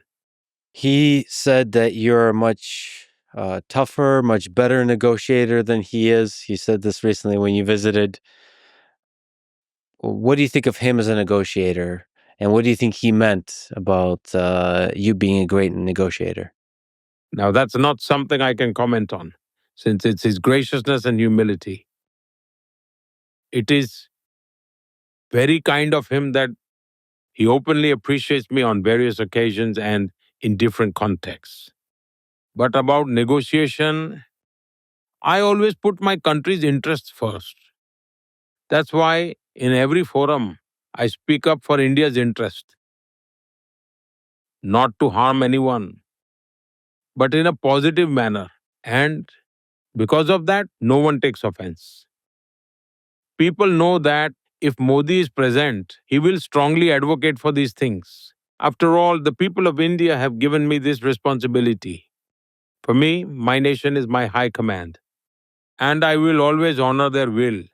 You've also had a bunch of productive meetings with several other folks on your visit to the United States: Elon Musk, J.D. Vance, Tulsi Gabbard, Vivek Ramaswamy. What are some things that stood out from those meetings? Maybe key takeaways, key memories. Look, I can say this. I have observed President Trump both during his first term and now in his second run. This time, he seems far more prepared than before. He has a clear roadmap in his mind with well defined steps, each one designed to lead him toward his goals. I also had the chance to meet members of his team, and I truly believe he has put together a strong, capable group. And with such a strong team, I feel they are fully capable of implementing President Trump's vision based on my interactions with them. I met several people: Tulsi Gabbard, Vivek Ramaswamy, Elon Musk, and there was a family like atmosphere. Everyone had come with their families. As for Elon Musk, I have known him since my time as chief minister. He was there with his family and children, so naturally, the atmosphere felt warm and friendly. Of course, we had discussions and we talked about many different topics. Now, with his Doge mission, he is incredibly excited about how it's progressing. And honestly, it makes me happy too because when I took office in 2014, I wanted to free my country from the deep rooted issues and harmful practices that have crept in. And I'll continue striving to eliminate as many of them as I possibly can. For example, after I took office in 2014, I observed that back then we weren't part of many global discussions, not like how President Trump and Doge are being talked about today. But let me give you an example so you can see the kind of work that was done. I noticed that the benefits of certain government schemes, especially welfare programs, were being exploited by so many people who never even existed in real life. There were ghost names, pensions being issued to fake people. Widow pensions were being granted even before marriages took place, and disability pensions were given without any real disabilities. Then I launched a scrutiny process, and you'll be shocked to know what we found. 100 million people. 100 million people. That's 100 million fake or duplicate names that I removed from the system. And because of that, We saved massive amount of money. Then I introduced direct benefit transfer, ensuring that every rupee sent from Delhi reached the rightful person without leakage. As a result, my country saved nearly 3 trillion rupees that would have otherwise ended up in the wrong hands. Just because of direct benefit transfer through technology, we eliminated middlemen, ensuring transparency in the system. I also introduced the GEM portal for government purchases, which has helped save both time and money. It has increased competition and improved quality. In India, we had an overwhelming burden of compliances. I eliminated 40,000 unnecessary compliances and removed nearly 1,500 outdated laws that served no purpose. So, in a way, my efforts have been about freeing governance from unnecessary dominance and inefficiency. And naturally, when bold changes happen, just like Doge's mission, they become a topic of discussion worldwide. You and Xi Jinping have considered each other friends. How can that friendship be reinvigorated to help de-escalate some of the recent tensions and resume dialogue and cooperation with China? Look, the relationship between India and China isn't something new. Both nations have ancient cultures and civilizations. Even in the modern world, they play a significant role. If you look at historical records, for centuries, India and China have learned from each other. Together, they have always contributed to the global good in some way. Old records suggest that at one point, India and China alone accounted for more than 50% of the world's GDP. That's how massive India's contribution was. And I believe our ties have been extremely strong with deep cultural connections. If we look back centuries, there's no real history of conflict between us. It has always been about learning from each other and understanding one another. At one time, Buddhism had a profound influence in China, and that philosophy originally came from here.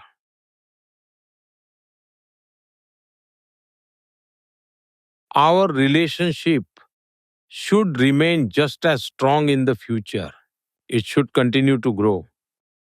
Of course, differences are natural when two neighboring countries exist. Occasional disagreements are bound to happen, even within a family. Not everything is always perfect. But our focus is to ensure that these differences don't turn into disputes. That's what we actively work toward. Instead of discord, we emphasize dialogue. Because only through dialogue can we build a stable, cooperative relationship that serves the best interests of both nations. It is true that there have been ongoing border disputes between us.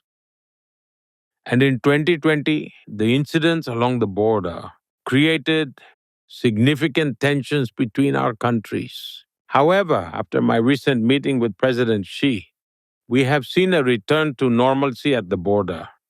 We are now working to restore conditions to how they were before 2020. Slowly but surely, trust, enthusiasm, and energy will return. But of course, it will take some time since there's been a 5-year gap. Our cooperation isn't just beneficial, it's also essential for global stability and prosperity. And since the 21st century is Asia's century, we want India and China to compete in a healthy and natural way. Competition is not a bad thing, but it should never turn into conflict. The world is worried about a brewing global war. The tensions between China and the United States, in Ukraine, Russia, in Europe, in Israel, the Middle East. What can you say about how we in the 21st century can avoid a global war, avoid an escalation towards more conflict, more war? Look, COVID exposed the limitations of every nation. No matter how much we consider ourselves as a great nation, no matter how progressive we think we are, or how scientifically advanced we believe we've become, everyone has their own way of looking at things. In the end, we all found ourselves on the same ground. Every country in the world faced this reality. At that time, it felt like the world would learn from it, that we would move toward a more unified world. Just as a geopolitical order emerged after World War II, many thought something similar would happen post COVID. But unfortunately, instead of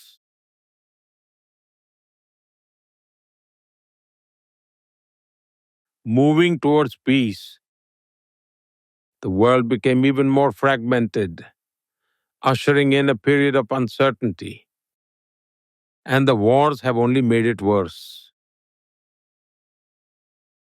I believe that modern wars are no longer just about resources or interests. Today, I see so many kinds of conflicts happening. Physical battles often get discussed, struggles are happening in every domain. International organizations that were once powerful have become almost irrelevant. No real reforms are happening. Institutions like the UN are failing to fulfill their roles. People who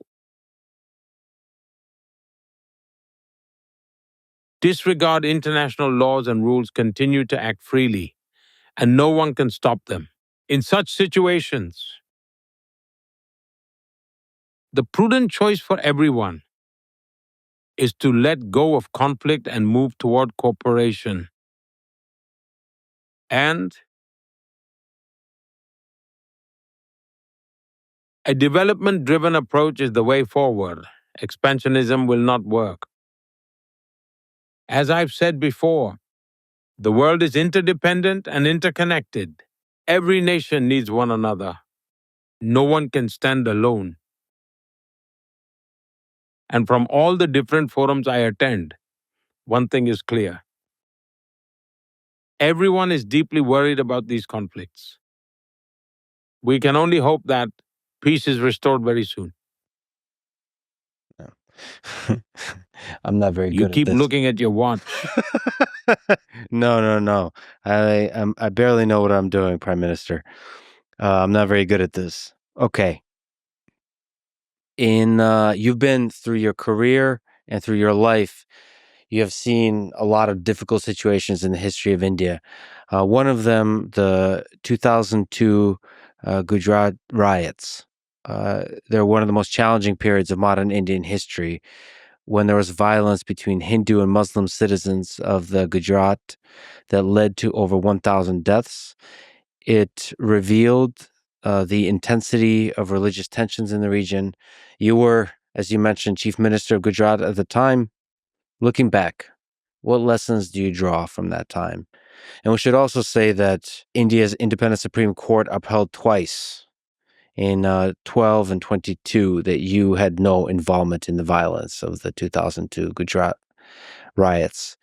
But I was wondering if you could speak to the broad lessons you draw from that time. Look, regarding your first point, when you humbly said that you don't know what you're doing, that you're not good at this, I disagree and personally feel you've put in tremendous care. You've done extensive research and have dived deeply into every small detail. So, I think you've done very well. And all the efforts you put in during our conversation and in all your conversations are appreciated. And rather than simply interviewing me, I feel you're trying to deeply understand India. That's why I strongly feel there's genuine honesty in your sincere effort to uncover the truth. And for that sincere approach, I genuinely congratulate you. Thank you. Regarding the earlier events that you mentioned, like the 2002 riots in Gujarat, I'd like to paint you a clearer picture of the 12 to 15 months leading up to that so you can fully understand the atmosphere of that time. For instance, take December 24, 1999, roughly 3 years earlier. An Indian flight from Kathmandu to Delhi was hijacked, redirected to Afghanistan, and landed in Kandahar. Hundreds of Indian passengers were held hostage. It caused massive turmoil across India as people faced life and death uncertainty. Then, in the year 2000, the Red Fort in Delhi was attacked by terrorists. Yet another crisis struck the nation, intensifying fear and turmoil. On September 11, 2001, the Twin Towers in America faced a devastating terror attack, once again shocking the entire world. Because ultimately, the people behind these attacks are driven by a similar mindset. Then, in October 2001, terrorists attacked the Jammu and Kashmir Assembly. Soon after, on December 13, 2001, India's parliament was targeted. Within just 8 to 10 months, these major global terrorist attacks took place. Violent incidents that led to bloodshed and the loss of innocent lives. In such a tense environment, even the smallest spark can ignite unrest. The situation had already become extremely volatile. In such times, suddenly, on October 7, 2001, I was given the responsibility of becoming Chief Minister of Gujarat. This was an enormous challenge. At that time, Gujarat was recovering from a devastating earthquake, the largest of the previous century, which had left thousands dead. My first major task as Chief Minister was overseeing the rehabilitation of survivors. This was a crucial task, and from day one after my oath, I immersed myself in it. I was a person who had absolutely no prior experience with government. I had never been part of any administration, never even served in government before. I had never contested an election, never even been a state representative. For the first time in my life, I had to face elections. On February 24, 2002, I became a state representative, an elected representative for the first time. And it was only around February 24th, 25th, or 26th that I stepped into the Gujarat Assembly for the very first time. On February 27th, 2002, we were seated in the Assembly for the budget session. And that same day, it had been just 3 days since I'd become a state representative when suddenly the horrific Godhra incident occurred. It was a tragedy of unimaginable magnitude. People were burned alive.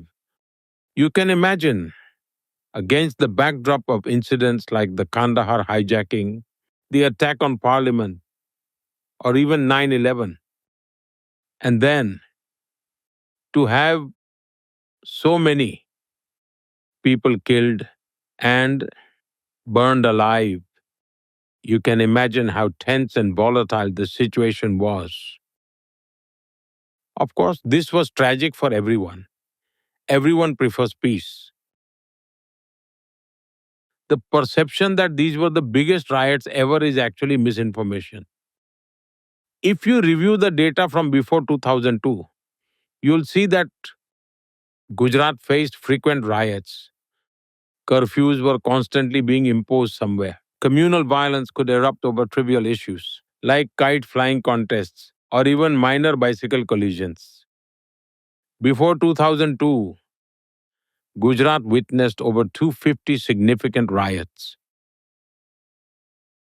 The riots in 1969 lasted nearly 6 months. So there was a long history, long before I was in the picture. But that one tragic incident in 2002 became a sparking point, leading some people towards violence. Yet, the judiciary thoroughly investigated the matter. At that time, our political opponents were in power, and naturally, they wanted all allegations against us to stick. Despite their relentless efforts, the judiciary analyzed the situation meticulously twice and ultimately found us completely innocent.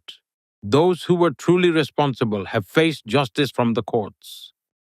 But the most important thing is, in Gujarat, where riots used to happen somewhere or the other every year, but after 2002, in 22 years, there hasn't been a single major riot in Gujarat.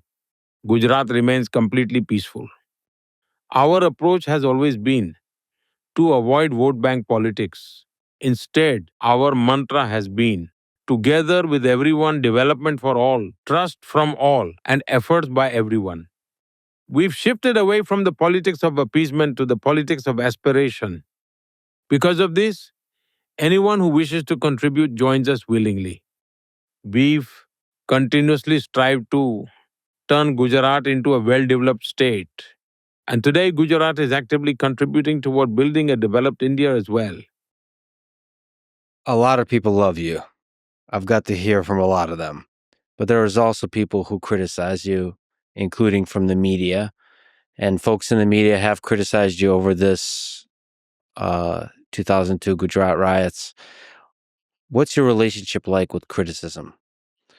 How do you deal with critics? How do you deal with criticism coming from the media or in your own inner circle or just in your own life? Look, regarding what you said about criticism and how I deal with it, if I had to summarize in one sentence, I welcome it. I have a strong belief that criticism is the soul of democracy. If democracy truly runs in your veins, you must embrace it. In our scriptures, it said, always keep your critics close.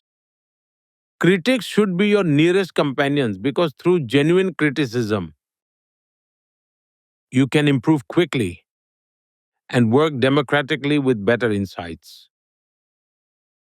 In fact, I believe we should have more criticism, and it should be sharp and well informed. But my real complaint is that nowadays, what we see isn't real criticism. Genuine criticism requires thorough study, in depth research, and careful analysis. It demands finding the truth from falsehoods. Today, people look for shortcuts, avoid proper research, and skip deep analysis. Instead of identifying genuine weaknesses, they jump straight to accusations. There's a big difference between allegations and criticism. The references you're giving, they are allegations, not criticism. For a strong democracy, genuine criticism is necessary. Allegations benefit no one, they just cause unnecessary conflicts. That's why I always welcome criticism openly. And whenever false accusations arise, I calmly continue serving my country with complete dedication. Yeah, the thing you speak of is very important to me because I admire great journalism. And unfortunately, in modern day, a lot of journalists seek clickbait headlines, make accusations because they operate under incentive because they want the headline, the cheap shot. I think there is room and desire and hunger for great journalists, and that requires deep understanding. And it saddens me how often one of the reasons, I don't think I'm very good at this, but one of the reasons I really wanted to talk to you is because I don't see enough high effort, deep dive research. I don't know how many books I've read. I've read a lot in preparing just to experience, just to try to understand. It requires a lot of preparation, a lot of work, and I would love to see great journalists do that more. And from that place, you can criticize. From that place, you can really investigate the complexity of a situation of people in power, their strengths, their flaws, the mistakes they have made. But that requires great, great, great preparation. So I wish there was more of that, of great journalism. Yes, clear, well directed, and specific criticism genuinely helps in the process of effective policy making.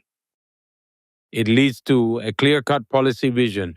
I specifically pay close attention to such constructive criticism. In fact, I actively welcome it. Regarding your point about journalistic headlines, if someone's attracted by catchy headlines or plays with words, I honestly don't mind that much. But when there's a deliberate agenda behind the actions, and the truth is deliberately ignored, that can cause damage that lasts for decades. If someone focuses on pleasing their readers or viewers with attractive headlines, maybe we can compromise a little. But if there's a hidden motive, or if things are intentionally twisted to serve an agenda, that's a serious issue worth worrying about. And in that, the truth suffers, I think. I remember once in London, I was invited to give a speech at an event organized by a Gujarati newspaper there. So during my speech, I casually said, since it was an event attended by journalists, what kind of journalism should we have? Should it be like a fly or a bee? I explained. A fly sits on dirt and spreads the dirt around. But a bee lands on flowers, collects nectar, and then shares that sweetness everywhere. Yet, if something wrong occurs, the bee can sting so powerfully that you'd have to hide your face for 3 days straight. However, some people selectively picked up just half of my analogy and created a huge controversy out of it. Honestly, was I being negative about anyone? Not at all. I was simply highlighting the incredible strength of a bee, that even its small sting can leave such an impact that can make someone hide their face for days. You can't show your face. That's the power journalism should have. But unfortunately, some people prefer the fly approach instead. I now have a new life goal of becoming the bee. You mentioned democracy, so, and not knowing much about government until 2002. But from 2002 to today, you won 8 elections that I could count. So many of the elections, over 800 million people vote in India. What does it take to win an election like that? And to win an election of 1.4 billion people, where you get to represent those people. The biggest democracy in the world. Well, I've been actively involved in politics for years. Before stepping into active politics, my focus was primarily on organizational work. This also included managing elections and strategizing campaigns. So that was where I dedicated my time for 24 years. The people of Gujarat and India have placed their trust in me to lead with unwavering dedication and a deep sense of duty. I try to fulfill the sacred duty entrusted to me by the people I revere as divine. I remain committed to honoring their trust, ensuring it never falters, and they see me for what I truly am. My government is committed to ensuring welfare schemes reach every citizen. Every scheme must reach its intended beneficiaries. Every beneficiary must be treated equally. No one should face discrimination on caste, creed, faith, wealth, or ideology. We must strive to ensure the well being and prosperity of everyone. This way, even those not directly benefiting never feel left out or treated unfairly. They find comfort in knowing they too will benefit in due course. This fosters a deep sense of trust, and trust is the cornerstone of my governance model. Secondly, my governance flows beyond the ebb and flow of elections. My governance is rooted in the people, not the polls. It is committed to the well being of my citizens and the greater good of the nation. As you may know, I had once set out on a quest for spiritual awakening. So now I revere my nation as the divine itself, and I now revere the people as a manifestation of the divine. Like a devoted priest, my heart is set on serving the people. I don't distance myself from the people. I live among them as one of them. And I tell everyone I work with, if you work hard, I will work harder. People see this and it builds trust. Besides, I have no conflicts of interest. I have no friends or relatives who stand to gain from the position I hold. The common man appreciates this lack of vested interests. And that's probably just one reason why. Moreover, I come from a party with millions of dedicated volunteers. Volunteers who are completely devoted to the welfare of India and its citizens. They have had no stake whatsoever in politics. They've held no title, nor strayed where influence holds sway. My party is blessed with millions of volunteers who work tirelessly. I am proud to belong to the world's largest political party. And it's not like my party has been around forever. It reflects the hard work of millions of volunteers. Their selfless service is widely recognized and valued by the community. It fortifies people's trust in the BJP, echoed in the election results. I never tallied our election triumphs, but we have had people's blessings. I was wondering if you could speak to the incredible logistics that blew my mind of running the elections in India. So there's a lot of interesting anecdotes that arise. For example, that no voter should be more than 2 kilometers away from a polling station. The result of that is you have these stories of voting machines having to be carried to remote regions of India. Is really incredible. Just every single voter counts. And the machinery of having 600 plus million people vote.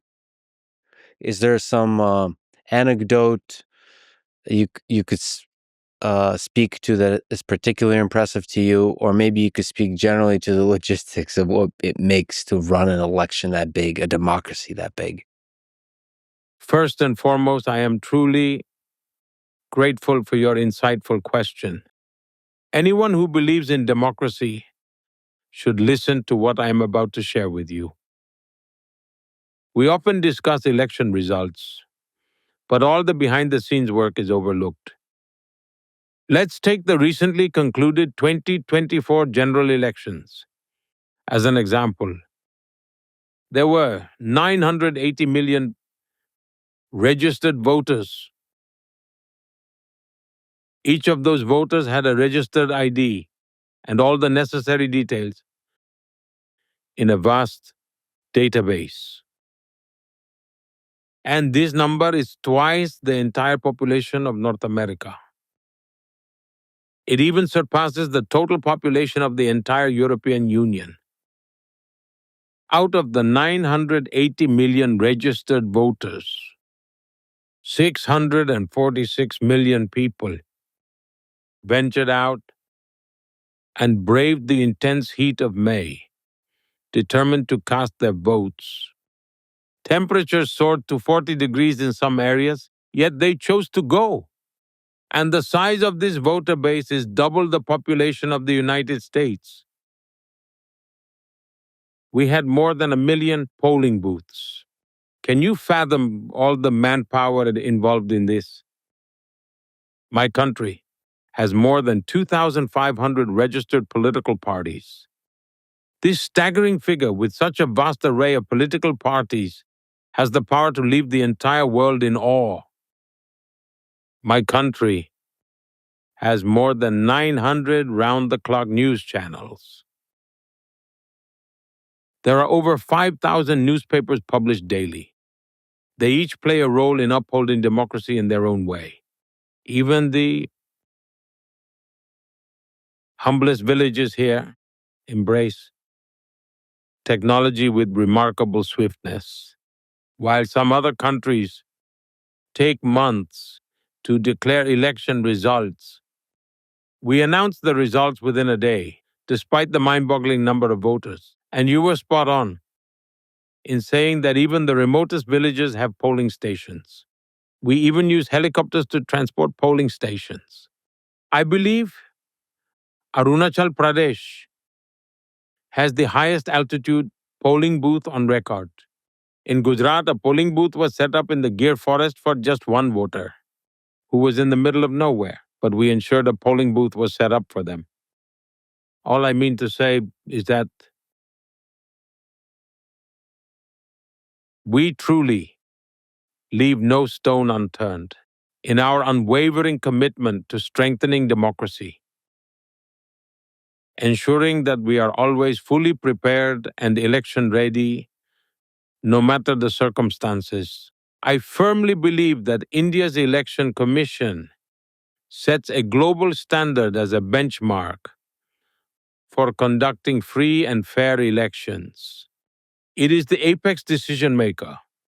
This in itself is such a remarkable story that the world's top universities should consider it a case study. They should analyze the management behind it as a valuable learning example. Given the sheer number of voters, can you truly grasp the immense depth of political awareness? All of this will make for an excellent case study for the younger generation worldwide. To me, I love democracy. This is one of the main reasons I love the United States, but there's just nothing quite as beautiful as democracy when it functions in India. Like you said, 900 million people registered to vote. It really is a case study. It's beautiful to see that many people come together willingly, passionately casting a vote for some person to represent them. Like they're putting their heart in that. It's really important for a person to feel like their voice is going to be heard. It's beautiful. Speaking of which, you are loved by a lot of people. You are one of the most powerful humans in the world. Do you sometimes think about whether this much power has a corrupting effect on your mind? Especially across the many years that you've been in power. Well, I don't think the word powerful quite reflects the journey of my life. I can never claim to be powerful, for all I am is a humble servant.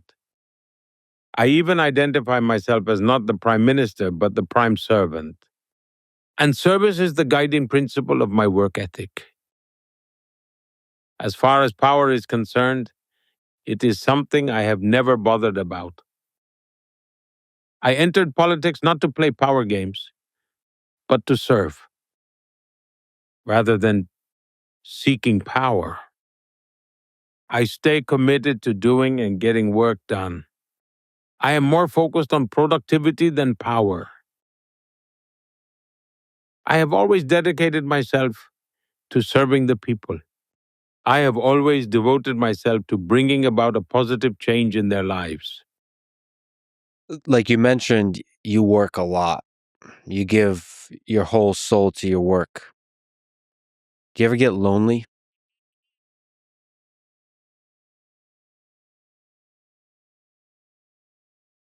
Look, I never experienced loneliness because I am an ardent believer in the philosophy of 1+1. And this philosophy of 1+1 is aligned with my moral compass. And whenever I am asked to elaborate on this outlook, I say the first one represents Modi and the other one represents the Almighty. I am never alone, for He is always there to keep me company. This is just how I function. Having wholeheartedly embraced the ideals of Swami Vivekananda,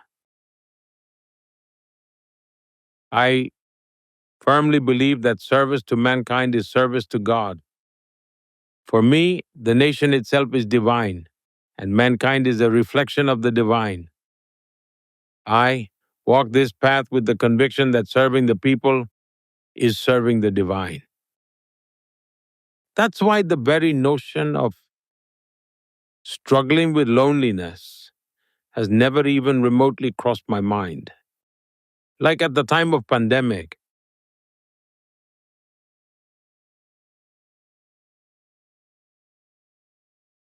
with the lockdown and traveling restrictions in place, I came up with a way to make the most of my time. I designed a governance model that operated seamlessly through video conferencing.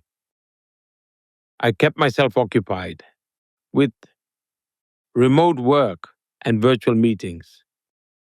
Another thing I did was to connect with the people I had worked with throughout my life. Among my party's volunteers nationwide, I made a list of those who were 70 and older. Some of the volunteers had very humble beginnings and came from very modest backgrounds. I personally called every volunteer age 70 and above. I made it a point to inquire about their health and their family's well-being. I inquired about how their area was coping. I asked these questions to make sure they were doing well. This allowed me to build rapport with them, and we would go down the memory lane. They were touched that the Prime Minister would check on them in the pandemic. I made around 40 calls every day without fail. I carried on with this throughout the pandemic. It gave me the chance to reconnect and relive old memories with familiar faces. Loneliness is never a concern for me, as I always find ways to stay engaged. And I have long been at peace with myself. The time I spent in the Himalayas have helped me develop this. I've heard from many people that you are the hardest worker they know. What's your philosophy behind that? Maybe you put in crazy hours every single day. Do you ever get tired? What what what's your source of strength and perseverance through all of that? Look, first of all, I don't believe I'm the only one working. I look at the people around me and always think, these people work harder than I do. When I think about farmers, I realize how hard they work. They toil and sweat under the open sky day after day. When I look at our country's soldiers, I think about how many hours someone spends working tirelessly in snow, deserts, or even underwater day and night. When I see a laborer, I think about how hard they're working. I always think about how hard our mothers and sisters work in every family for the happiness of the family. They're the first to wake up and the last to go to bed, taking care of everyone in the family, while also managing social responsibilities. Thinking of all this, I'm in awe of how hard people work.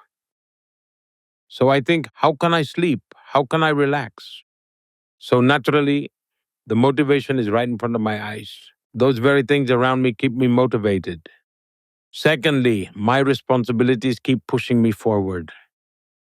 The responsibilities entrusted to me by my fellow citizens always remind me that I'm not here to enjoy privileges.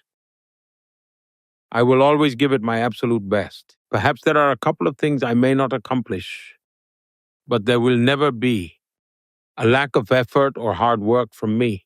And when I was campaigning in 2014, I had made a promise first in Gujarat and later across India. I promised my fellow citizens that I will never fall behind in hard work for my country. Secondly, I promised I would never act with bad intentions. And thirdly, I vowed I'd never do anything for personal gain. Today, it's been 24 years. For such a long period, the people have entrusted me as head of government. I've continuously held myself to these three standards, and I still live by them today. My inspiration comes from serving 1.4 billion people, from understanding and fulfilling their aspirations, and addressing their needs. I'm always determined to do as much as I can, work as hard as possible. Even today, my energy remains just as strong. Me, as an engineer, as a person who loves mathematics, I have to ask. Srinivasa Ramanujan is an Indian mathematician from a century ago. He's widely considered to be one of the greatest mathematicians of all time. Self-taught, grew up in poverty. You have often spoken about him. What do you find inspiring about him? Look, I deeply respect him, and everyone in my country respects him as well. Because I strongly believe there's a deep connection between science and spirituality. If you closely observe many scientifically advanced minds, you'll find they're often spiritually advanced too. They're not disconnected from spirituality. Srinivasa Ramanujan once said that his mathematical ideas came from the goddess he worshipped, meaning ideas emerge from spiritual discipline. And discipline is more than just hard work. It means fully devoting yourself to a task and completely immersing yourself into it. So much that you become one with your work. You see, the more open we are to new and different sources of knowledge, the more new ideas we'll have. I think it's important for us to clearly understand the difference between information and knowledge. Some people mistakenly confuse information with knowledge, carrying around large amounts of information. But I don't believe information alone equals knowledge. Knowledge is something deeper. It gradually evolves through processing, reflection, and understanding. Recognizing this difference is important in how we handle both. You have a reputation for being a decisive leader. So, can you walk me through on this topic of ideas, how you make decisions? What's your process? So, for instance, when facing a high stakes choice with no clear precedence, a lot of uncertainty, having to balance input, how do you make decisions? There are many factors to my decision making. First, I'm perhaps the only politician in India who has stayed overnight in around 85 to 90% of the districts across the country. This was before my current role. I used to travel extensively. I learned a lot from those experiences. They gave me first-hand knowledge of the ground realities and grassroots level issues, not something asked or heard or learned merely from books. Secondly, from a governance perspective, I carry no baggage of any kind. I don't carry any baggage that weighs me down or forces me to act a certain way. Thirdly, I have a simple yardstick for decisions: my country first. I always question if what I'm doing harms my nation in any way. Additionally, Mahatma Gandhi once said that if you're ever unsure when making a decision, think of the poorest person's face, remember them, and ask yourself, will this help them? Then your decision will be right.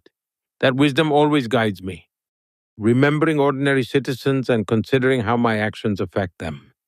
Another factor in my approach is that I'm very well connected.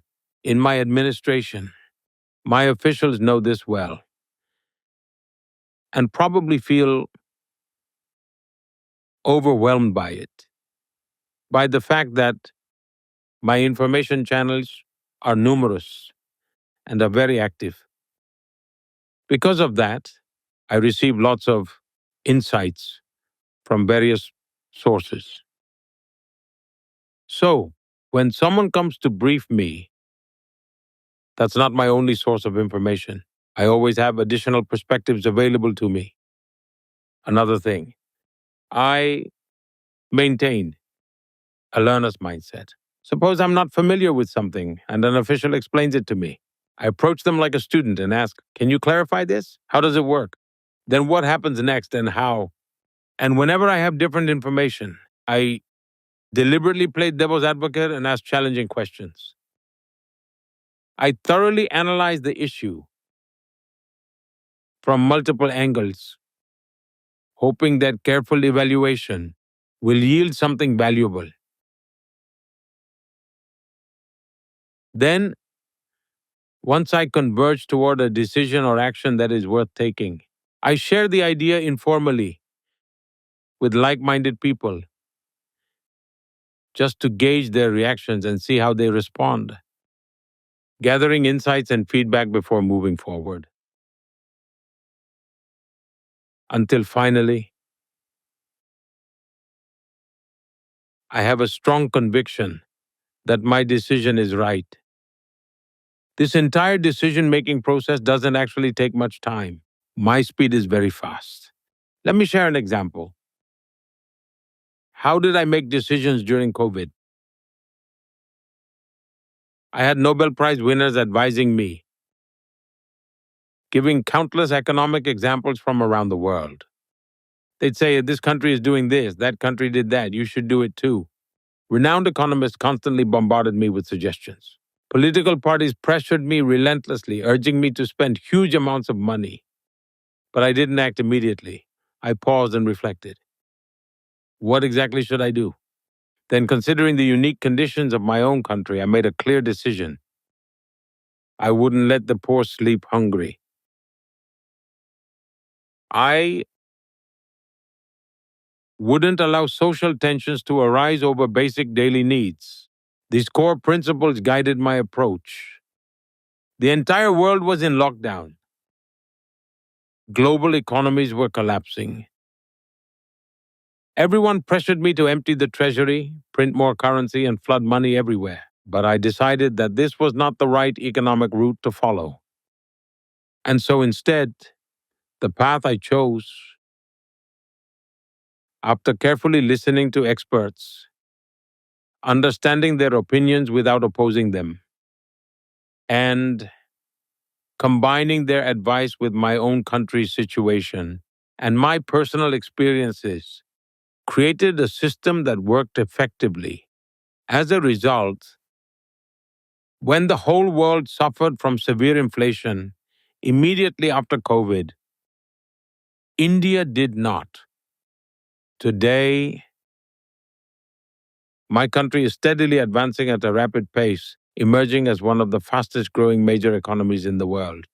The main reason is that during that crisis, with patience and discipline, I resisted the temptation to apply every global theory blindly.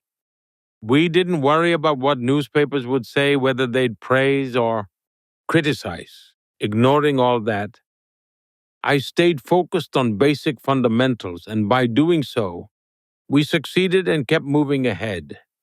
So ultimately, my economy benefited as well. My approach has always been to stay focused on these fundamentals. Another strength is my risk taking capacity. I don't worry about potential losses for myself.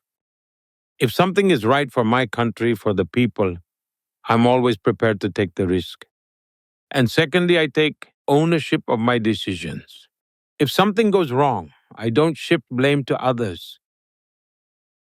I stand up, take responsibility, and own the outcome. When you take ownership, your team also becomes deeply committed. They know this person won't let us down, won't abandon us. He'll always stand with us. Because they see I'm making honest decisions, not for myself, but for the nation. I've openly told the country from the start I'm human. I can make mistakes, but I won't act with bad intentions. People remember those words clearly. Even if something doesn't go as planned, they trust that Modi's intentions were right. They think he probably meant to do something good, even if it didn't work out. So society sees and accepts me just as I am. You gave a powerful speech on AI a few weeks ago at the AI Summit in France. In it, you spoke about the talent pool for AI engineers in India. I think it's probably one of the biggest pools of brilliant engineers in the world. So, how can India become the leader in the space of AI? It currently lags behind the United States. What does it take for India to start winning and leading the world in AI? One thing I'm about to say might sound strong, and it may even upset some people. But since you've asked, I'll speak openly from my heart. No matter what the world does with AI, it will remain incomplete without India. I'm making this statement very responsibly. Tell me,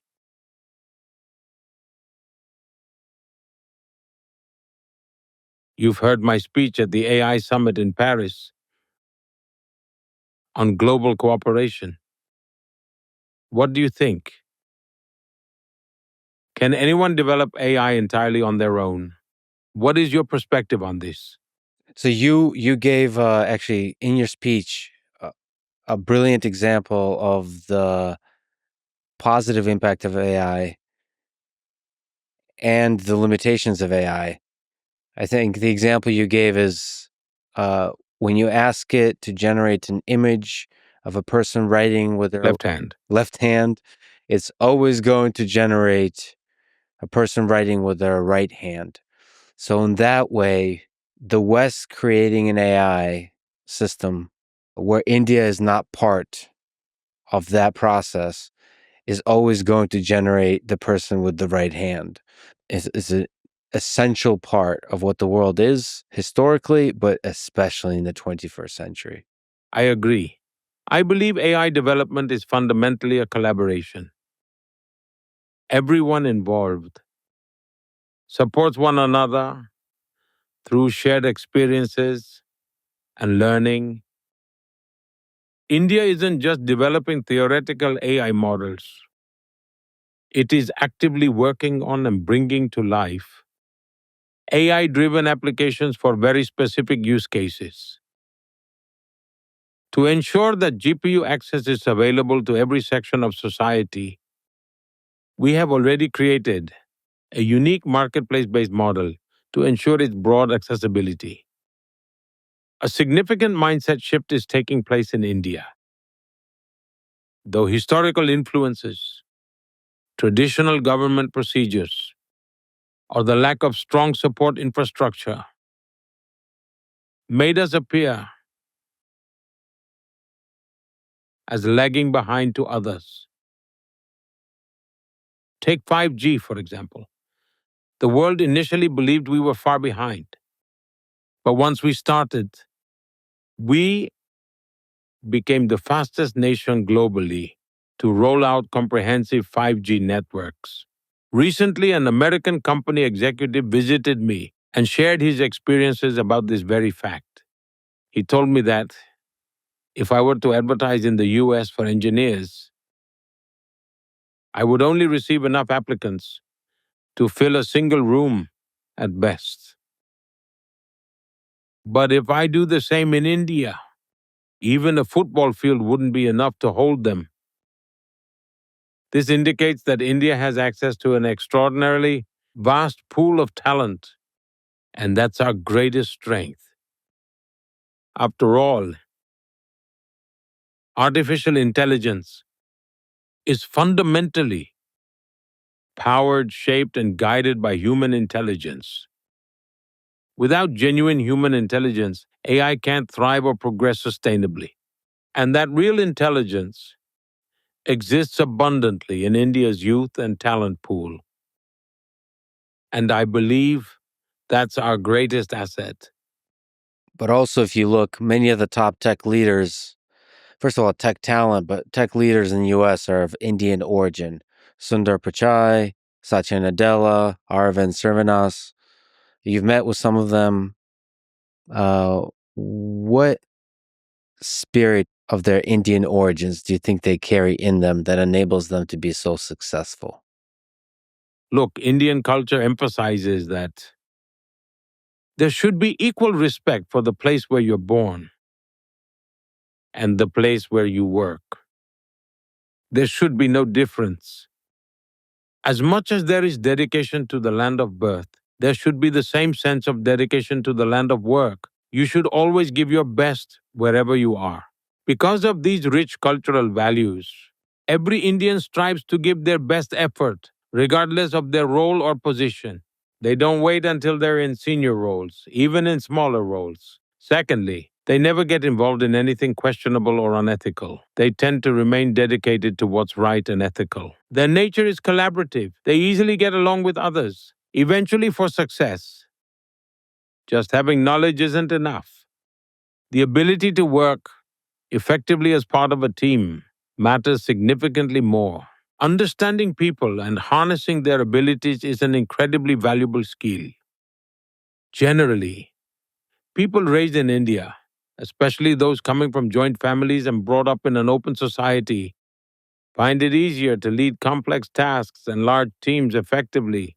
That's why, today, in major corporations across the globe, you'll find Indians holding key leadership positions.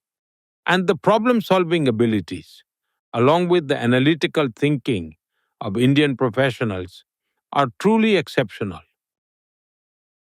I believe this capability is so strong, it makes Indians globally competitive and extremely valuable on the international stage. This is the reason why, in fields like innovation, entrepreneurship, startups, and boardrooms, you'll find Indians achieving extraordinary results everywhere. Take our space sector, for example. Previously, it was entirely government controlled. But just a couple of years ago, I opened it up to the private sector. And now we already have 200 startups working in space technology. Moreover, our missions like Chandrayaan are extremely cost effective. India's Chandrayaan mission cost less than what Hollywood spends making a single blockbuster film. So when the world sees how cost effective our work is, they naturally think, why not partner with India? This automatically generates respect for Indian talent globally. I believe this is a hallmark of our civilizational ethos. So you spoke about this human intelligence. Do you worry that AI, artificial intelligence, will replace us humans? It's true that in every era, a competitive atmosphere was created between technology and humanity.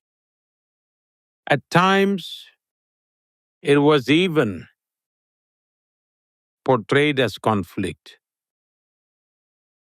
It was often portrayed as if technology would challenge human existence itself.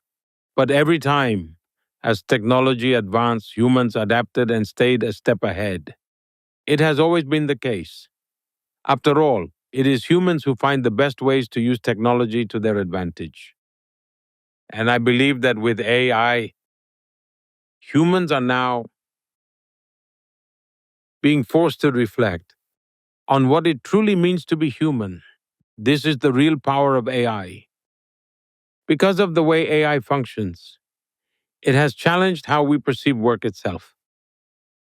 But human imagination is the fuel. AI can create many things based on that.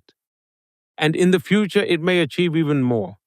Still, I firmly believe that no technology can ever replace the boundless creativity and imagination of the human mind.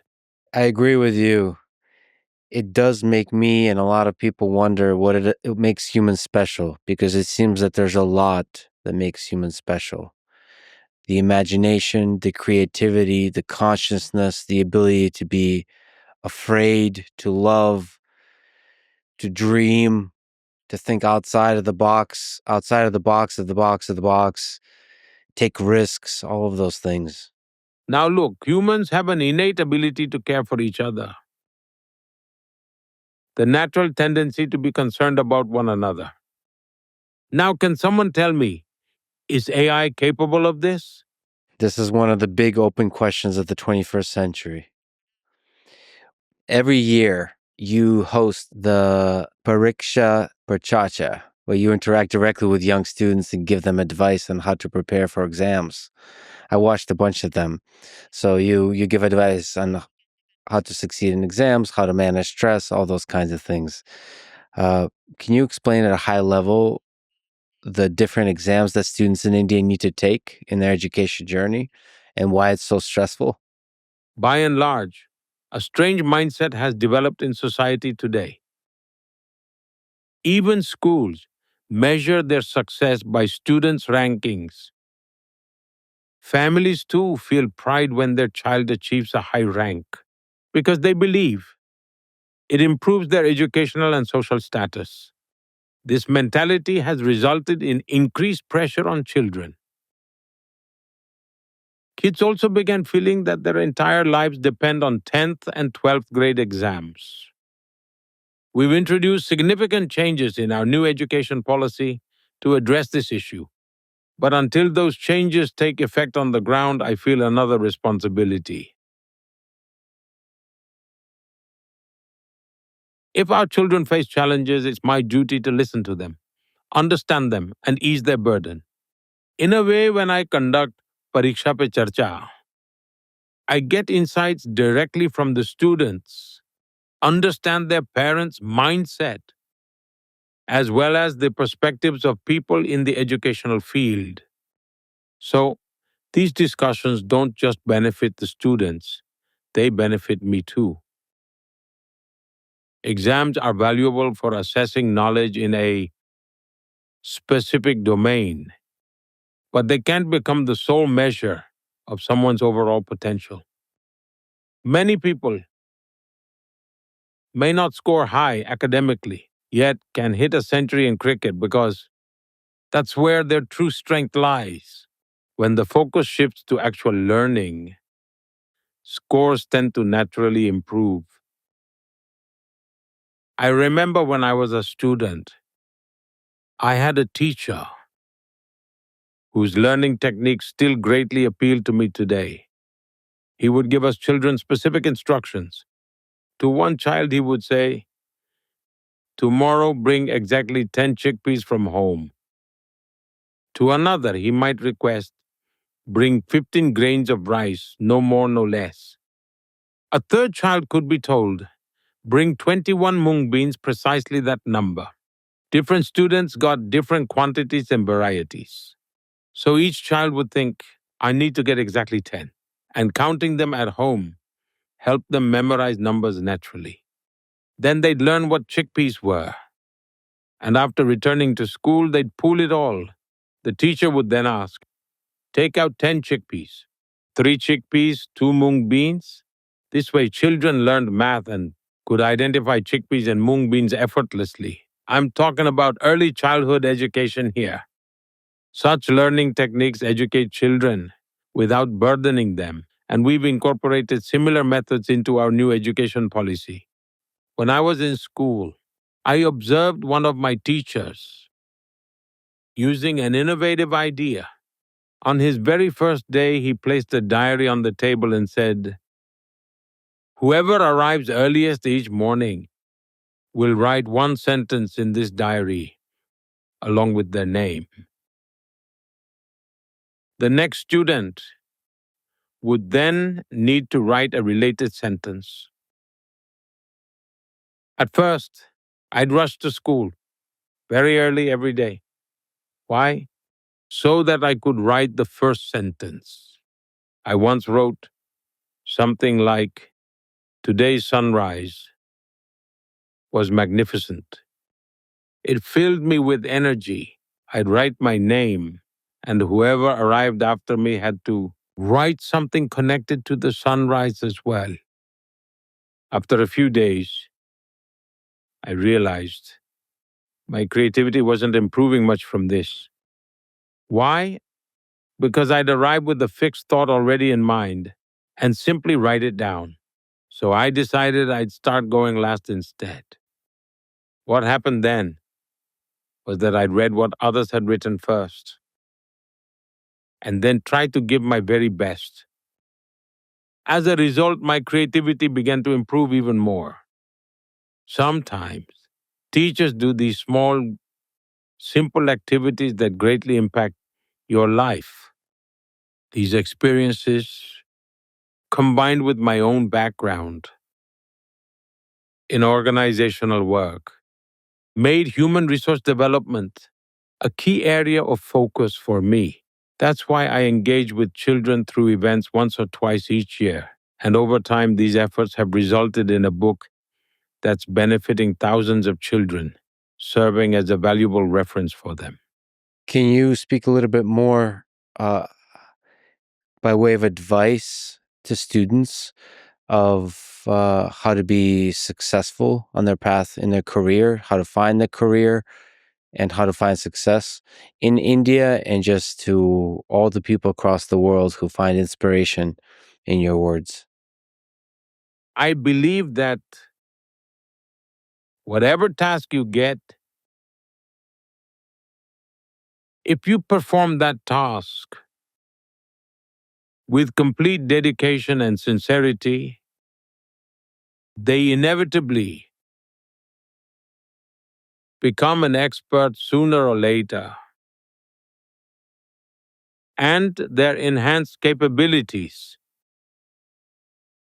open doors to success while working. One must continually strive to improve their skills and should never underestimate their ability to learn. When someone constantly neglects their learning ability, they limit their growth. But those who look beyond their tasks and observe what others around them are doing, their capacity can double or even triple. To young people, I'd say this clearly. There's no need to feel discouraged. There's certainly some task out there destined just for you. Don't worry. Focus on enhancing your skills, and opportunities will come. You may think, I wanted to be a doctor but became a teacher. My life is wasted. Thinking like that won't help you at all. All right, you didn't become a doctor, But as a teacher, you can shape 100 doctors. If you had become a doctor, you'd serve only your patients. But now, as a teacher, you can inspire students to fulfill their dreams of becoming doctors so that both you and your students can together serve millions of patients. Then he gains a new perspective on life. I couldn't become a doctor, so I was miserable. And I was unhappy being a teacher. But now I realize as a teacher, I can create doctors. Connecting your life to a greater purpose brings a sense of inspiration and meaning. I have always believed that God has given everyone unique capabilities. Never lose faith in your own abilities. You should always maintain trust in your own abilities. Keep believing in yourself and trust that when the opportunity comes, you'll perform and you'll succeed. That confidence makes a person deliver results. How did those students deal with stress, with struggle, with difficulties along that path? Parents must first understand that life is not just about taking exams. Families should understand that their children aren't trophies meant to be displayed or models to show off in society. It's not about saying, look, my kid scores so high. Parents really need to stop using their kids just as status symbols. Secondly, students should always keep themselves well prepared beforehand. Only then can they appear for exams feeling stress free and confident. They should have complete trust in themselves and their abilities. Sometimes I see students panic over the smallest issues during exams. They take papers or other things. And when their pen suddenly stops working, causing anxiety, sometimes they feel uneasy, thinking, oh no, I don't like sitting next to this person. If the bench wobbles, their whole attention goes there, indicating self doubt. Those lacking confidence constantly keep looking for distractions. But if you're confident and have genuinely worked hard, just take a minute, take some deep breaths, relax your mind, and refocus your attention calmly. Slowly read through the questions and allocate your time systematically. I have this amount of time, I'll dedicate these minutes per question. In my experience, students who regularly practice writing test papers can easily overcome such situations without any trouble at all. And you said always focus on learning. What's your approach to learning? What advice can you give on how to learn best, not just when you're young, throughout your life? Let me share a personal example with you. I used to learn a lot from reading, but these days, more and more, I learn by being fully present. Whenever I meet someone, I am fully present in the moment. I give them my full attention. This complete focus allows me to grasp new concepts quickly. When I'm with you, I'm fully present, grounded in the moment. No calls or messages can pull me away from this moment with you. I am fully present, focused on the here and now. That's why I always believe this is a habit everyone should embrace. It will sharpen your mind and improve your learning ability. Besides, knowledge alone cannot light the way. You must immerse yourself in the flow of practice. You cannot master driving merely by reading the life stories of great drivers. You must get behind the wheel and take the road yourself. You must dare to take risks. You can never master the road if fear of accident or death holds you back. I truly believe that those who live in the present are the ones who live their life to the fullest. That's because they know that every moment lived has already slipped into the past. So you must embrace the moment before it fades into the past. Otherwise, chasing the future only turns the present into the past. It's not a trade worth making.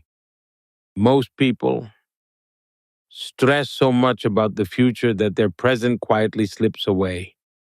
Before they know it, the moment has already faded into the past.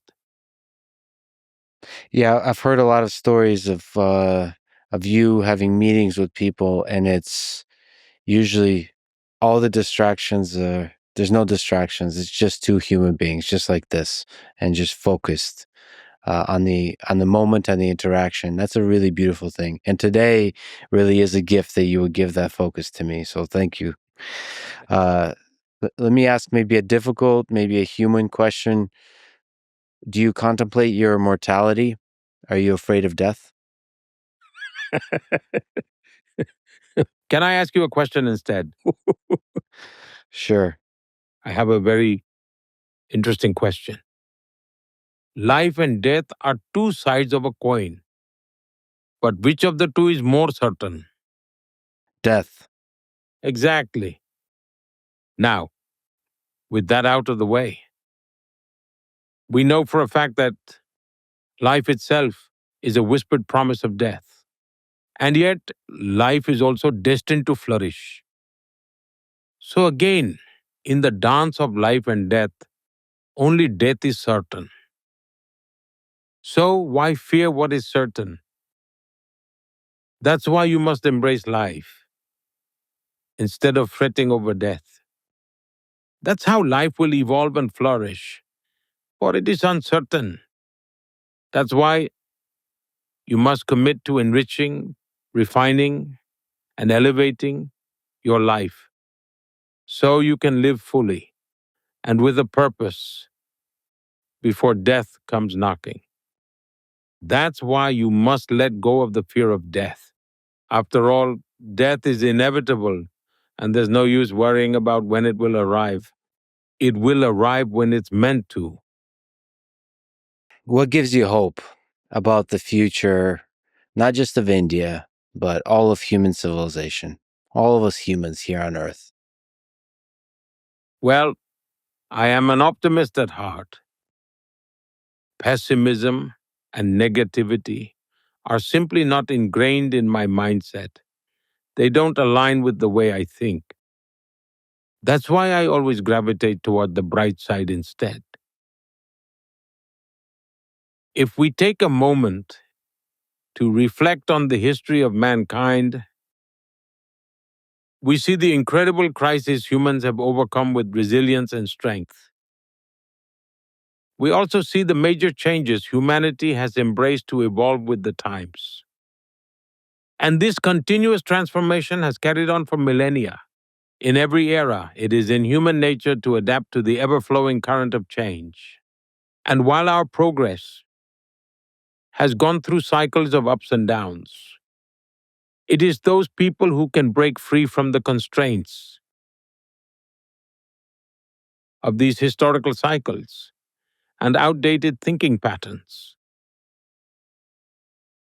It is they who can help humanity achieve extraordinary positive breakthroughs with an unshackled speed and grace, transcending the limitations of the old way of doing things by embracing change. In this moment, I was wondering if you could guide me perhaps through a Hindu prayer or meditation for a few moments. I learned, I'm trying to learn the Gayatri mantra. Uh, and in my fast, I was trying to do the chants. Perhaps I could try chanting. You could tell me about the importance of this mantra and maybe others in your life, in your spirituality. Should I try? Yes, please.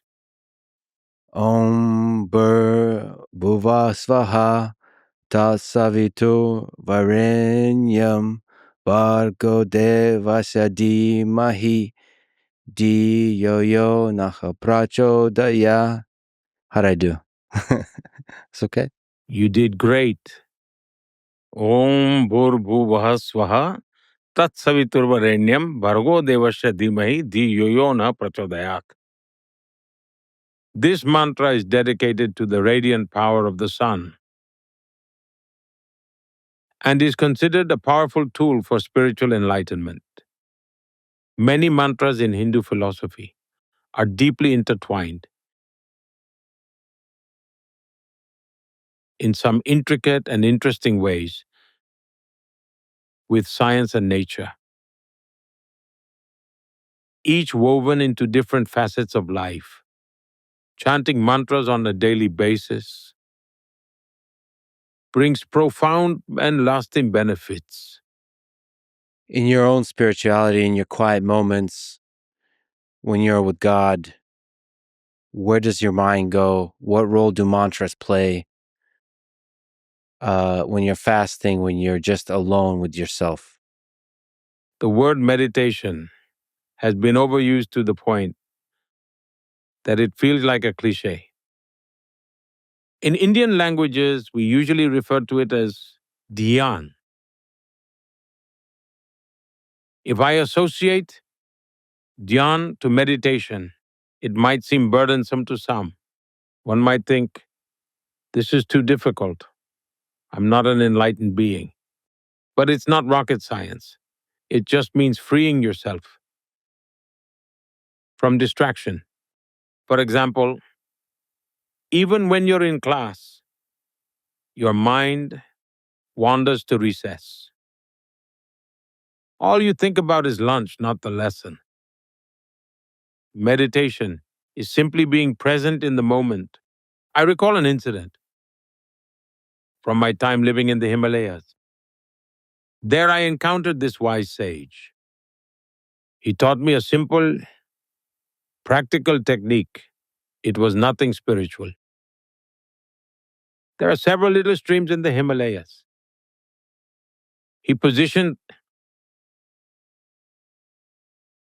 a large leaf to catch water from one of those streams and placed an upside down bowl below so water would drip rhythmically from the leaf onto the bowl. He asked me to focus only on the dripping water, ignoring all other sounds. Ignore the chirping birds and the soft rustle of the breeze. He would place the leaf, and I would meditate there for hours. I felt my mind slowly tuning into the rhythmic sounds of the water droplets falling onto the bowl, like a melody guiding me into deep focus. And it's not like I was chanting mantras or reciting God's name. I like to call it the divine resonance. It was by tuning into that divine resonance that I learned the art of concentration. This practice slowly evolved into meditation. Sometimes you happen to stay at a fancy hotel. You get a lavish, luxurious room. The decor is impeccable, and you have been wholeheartedly fasting. But there's a dripping faucet in the bathroom. That faint sound is enough to make a luxurious room feel worthless. At times, we realize the value of concentration in life's inner journey. We come to appreciate the difference a little bit of concentration can make. One very interesting concept comes to mind from our scriptures. Since we spoke about life and death, I would like to quote a mantra. Om Purnamadam Purnamidam Purnatma Purna Madochyate. In other words, all life is part of a complete circle. And this mantra emphasizes the path to achieve that completeness. Similarly, Hindus never focus solely on individual well-being. Sarve bhavantu sukhina, sarve santu niramaya. In other words, we wish for the well-being and prosperity of all. Sarve bhadrani paschyantu, ma kaschid dukh bhag bhavet. This mantra encompasses the idea of universal well-being and prosperity. And you know how this mantra ends? Om Shanti Shanti Shanti. Every Hindu mantra ends on the same note: peace, peace, peace. These ancient and powerful rituals born in India have emerged from thousands of years of the spiritual practice of sages. They connect us to the essence of life. Shanti, Shanti, Shanti. Oh. Thank you for this honor. Thank you for this incredible conversation. Thank you for welcoming me to India. And I can't wait to break the fast with some Indian food tomorrow. Thank you so much, Prime Minister. This was an honor. I am thankful for the opportunity to have this conversation with you.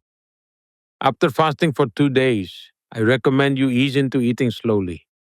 And I hope you reap great benefits from this fasting experience. I've explored several new realms of thought for the first time ever with you today. I had long kept those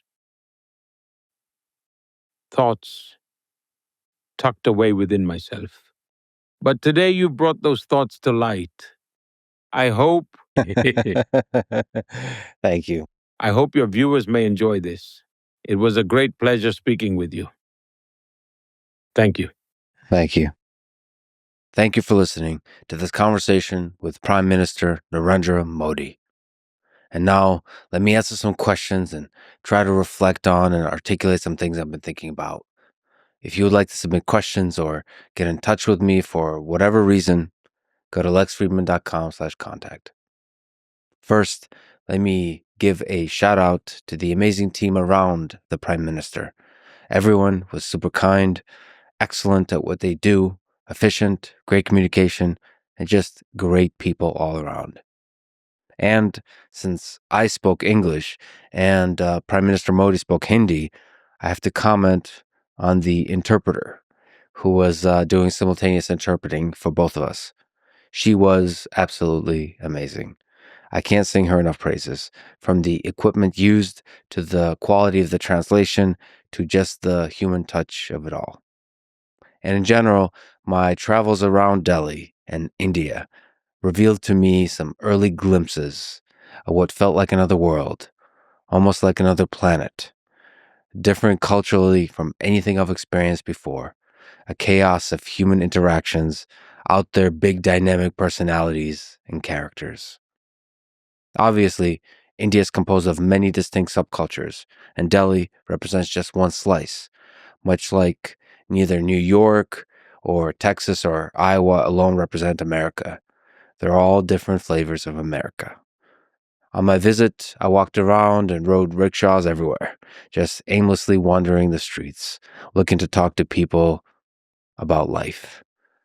Of course, like many places on earth, there are always some people, especially those that have something to sell, who will at first see me as a tourist, a foreign traveler, one with some money to spend. Like always, I avoided such shallow interactions and went straight past the small talk to the meaningful conversations, shooting the shit about what they love, what they fear, what kind of hardship and triumph they've experienced in their lives. I think the cool thing about people, anywhere on earth, is they quickly do see the real you, past the facades that strangers put up for each other, if you're vulnerable and honest enough to let them. And I try to do just that.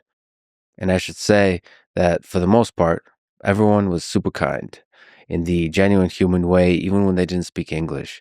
It was always easy to understand. Probably more than any other peoples I've interacted with in India, people's eyes, faces, body language all communicate a lot of information, a lot of emotion, not reserved at all. When I travel through Eastern Europe, for example, in contrast, reading a person is much tougher. The meme does have some truth to it. There's often a protective layer between the heart of the person and the outside world. In India, it's all there on full display. So I had a lot of epic conversations and interactions as I walked around Delhi for a couple of weeks. In general, on the topic of reading people, I do believe the eyes can often say more than words can. We humans are a fascinating bunch.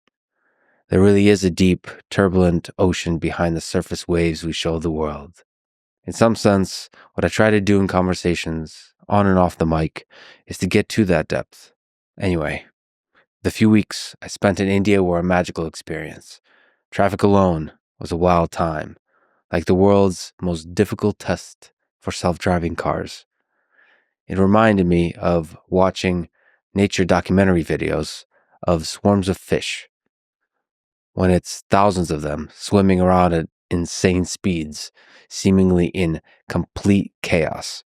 And yet, when looking at the big picture of it, it all works like a perfectly tuned orchestra. I will most certainly travel around India with my friend Paul Rosalie in the near future, maybe with some other friends, all around, from the north of India to the south. Now, allow me to also comment about one of the books that first drew me toward India and to its deep history of philosophical and spiritual traditions.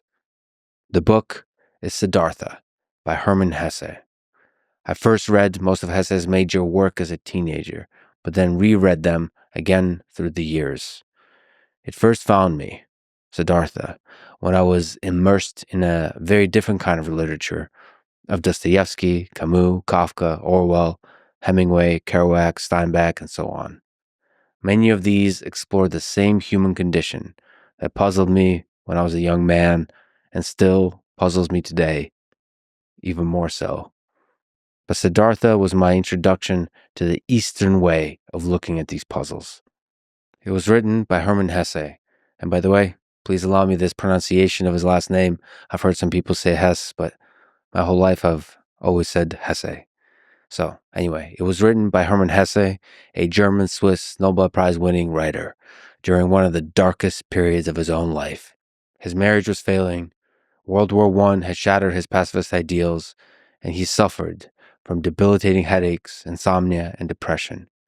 During this period, he began psychoanalysis with Carl Jung, which in part led him to explore Eastern philosophies as a way to heal his fractured psyche. Hesse immersed himself in translations of ancient Hindu and Buddhist texts, studying the Upanishads and the Bhagavad Gita. And so, the writing of Siddhartha was in itself, for him, a journey that paralleled that of the main character in the book. Hesse started writing the book in 1919 and finished 3 years later, experiencing an extensive psychological crisis in the middle. The book follows Siddhartha, a young man in ancient India, as he leaves behind wealth and comfort to search for meaning. You can feel his personal struggle in every page, Siddhartha's restlessness, his dissatisfaction with conventional wisdom, his need to find truth through direct experience. Again, the book wasn't simply a philosophical exploration for Hesse. It was psychological survival. He was writing his way out of suffering and towards his own enlightenment. I won't go into a deep analysis of the book here, but I will mention 2 key lessons I took away and carried with me to this day. First lesson comes from the scene in the book that, to me, is one of the great scenes in all of literature. Siddhartha is sitting by a river, just listening. And in that river, he hears all of life, all sounds, all voices, all of time, past, present, future, flowing together as one. That scene gave me the experience and the notion that while in some grounded human sense, the linear arrow of time does exist, in another sense, time is a kind of illusion, that in fact, everything exists simultaneously, that our lives are both momentary and eternal. It is hard to describe these ideas with words. I think they must be experienced as personal revelations. I'm reminded of the fish story that David Foster Wallace, another one of my favorite writers, described in a commencement speech 20 years ago. The story goes, 2 young fish are swimming along when they encounter an older fish swimming the opposite way. The older fish nods and says, "Morning, boys. How's the water?" The young fish swim on, and eventually one turns to the other and asks, "What the hell is water?" The illusion of the forward progress of time is water in this metaphor. As humans, we're fully immersed in it. But enlightenment, in part, involves being able to step back and get a glimpse at another deeper perspective on reality, where all things are inextricably interconnected across both time and space. Another key lesson from the novel that was especially formative to me as a young man was that one should not blindly follow others or learn about the world exclusively through books, but rather forge your own path and thrust yourself into the world where the lessons of life can only be learned by experiencing them directly. And every experience, both positive and negative, mistakes, suffering, and even seemingly wasted time, is all an essential part of growth. To this point, Hesse draws a distinction between knowledge and wisdom. Knowledge can be taught by others. Wisdom can only be gathered through experiencing the full mess of life yourself. In other words, the path to understanding isn't through rejection of the world, but through complete immersion in it. Those are my early steps in seeing the world through the lens of Eastern philosophy, but many of Hesse's books had an impact on me. I would recommend to read Damien when you are younger, Steppenwolf when you are older, Siddhartha throughout your life, especially in moments of crisis, and The Glass-Bead Game if you want to take on Hesse's magnum opus that rigorously explores the ways the human mind and human civilization can engage in the pursuit of knowledge, wisdom, and meaning. But Siddhartha is the only one I've returned to more than twice. In my own life, when faced with a difficult situation, I often return to the moment in the book when Siddhartha is asked what skills he possesses. And his answer is simply, I can think, I can wait, I can fast. Let me elaborate. Indeed, for the first part, I can think. As Marcus Aurelius said, the quality of your life is determined by the quality of your thoughts. For the second part, I can wait. Patience and waiting often is indeed the optimal decision when facing a problem. Time does bring clarity and depth of understanding. For the third part, I can fast. When needed, being able to live and flourish with less is a prerequisite of being free, when the mind, the body, and society all are trying to put you in cages. All right, friends. Now, sadly, our time together in this episode has come to a close. As always, thank you for being here, and thank you for your support through the years. Let me leave you with a few words from the Bhagavad Gita. He who experiences the unity of life sees his own self in all beings, and all beings in his own self, and looks onto everything with an impartial eye. Thank you for listening. I hope to see you next time.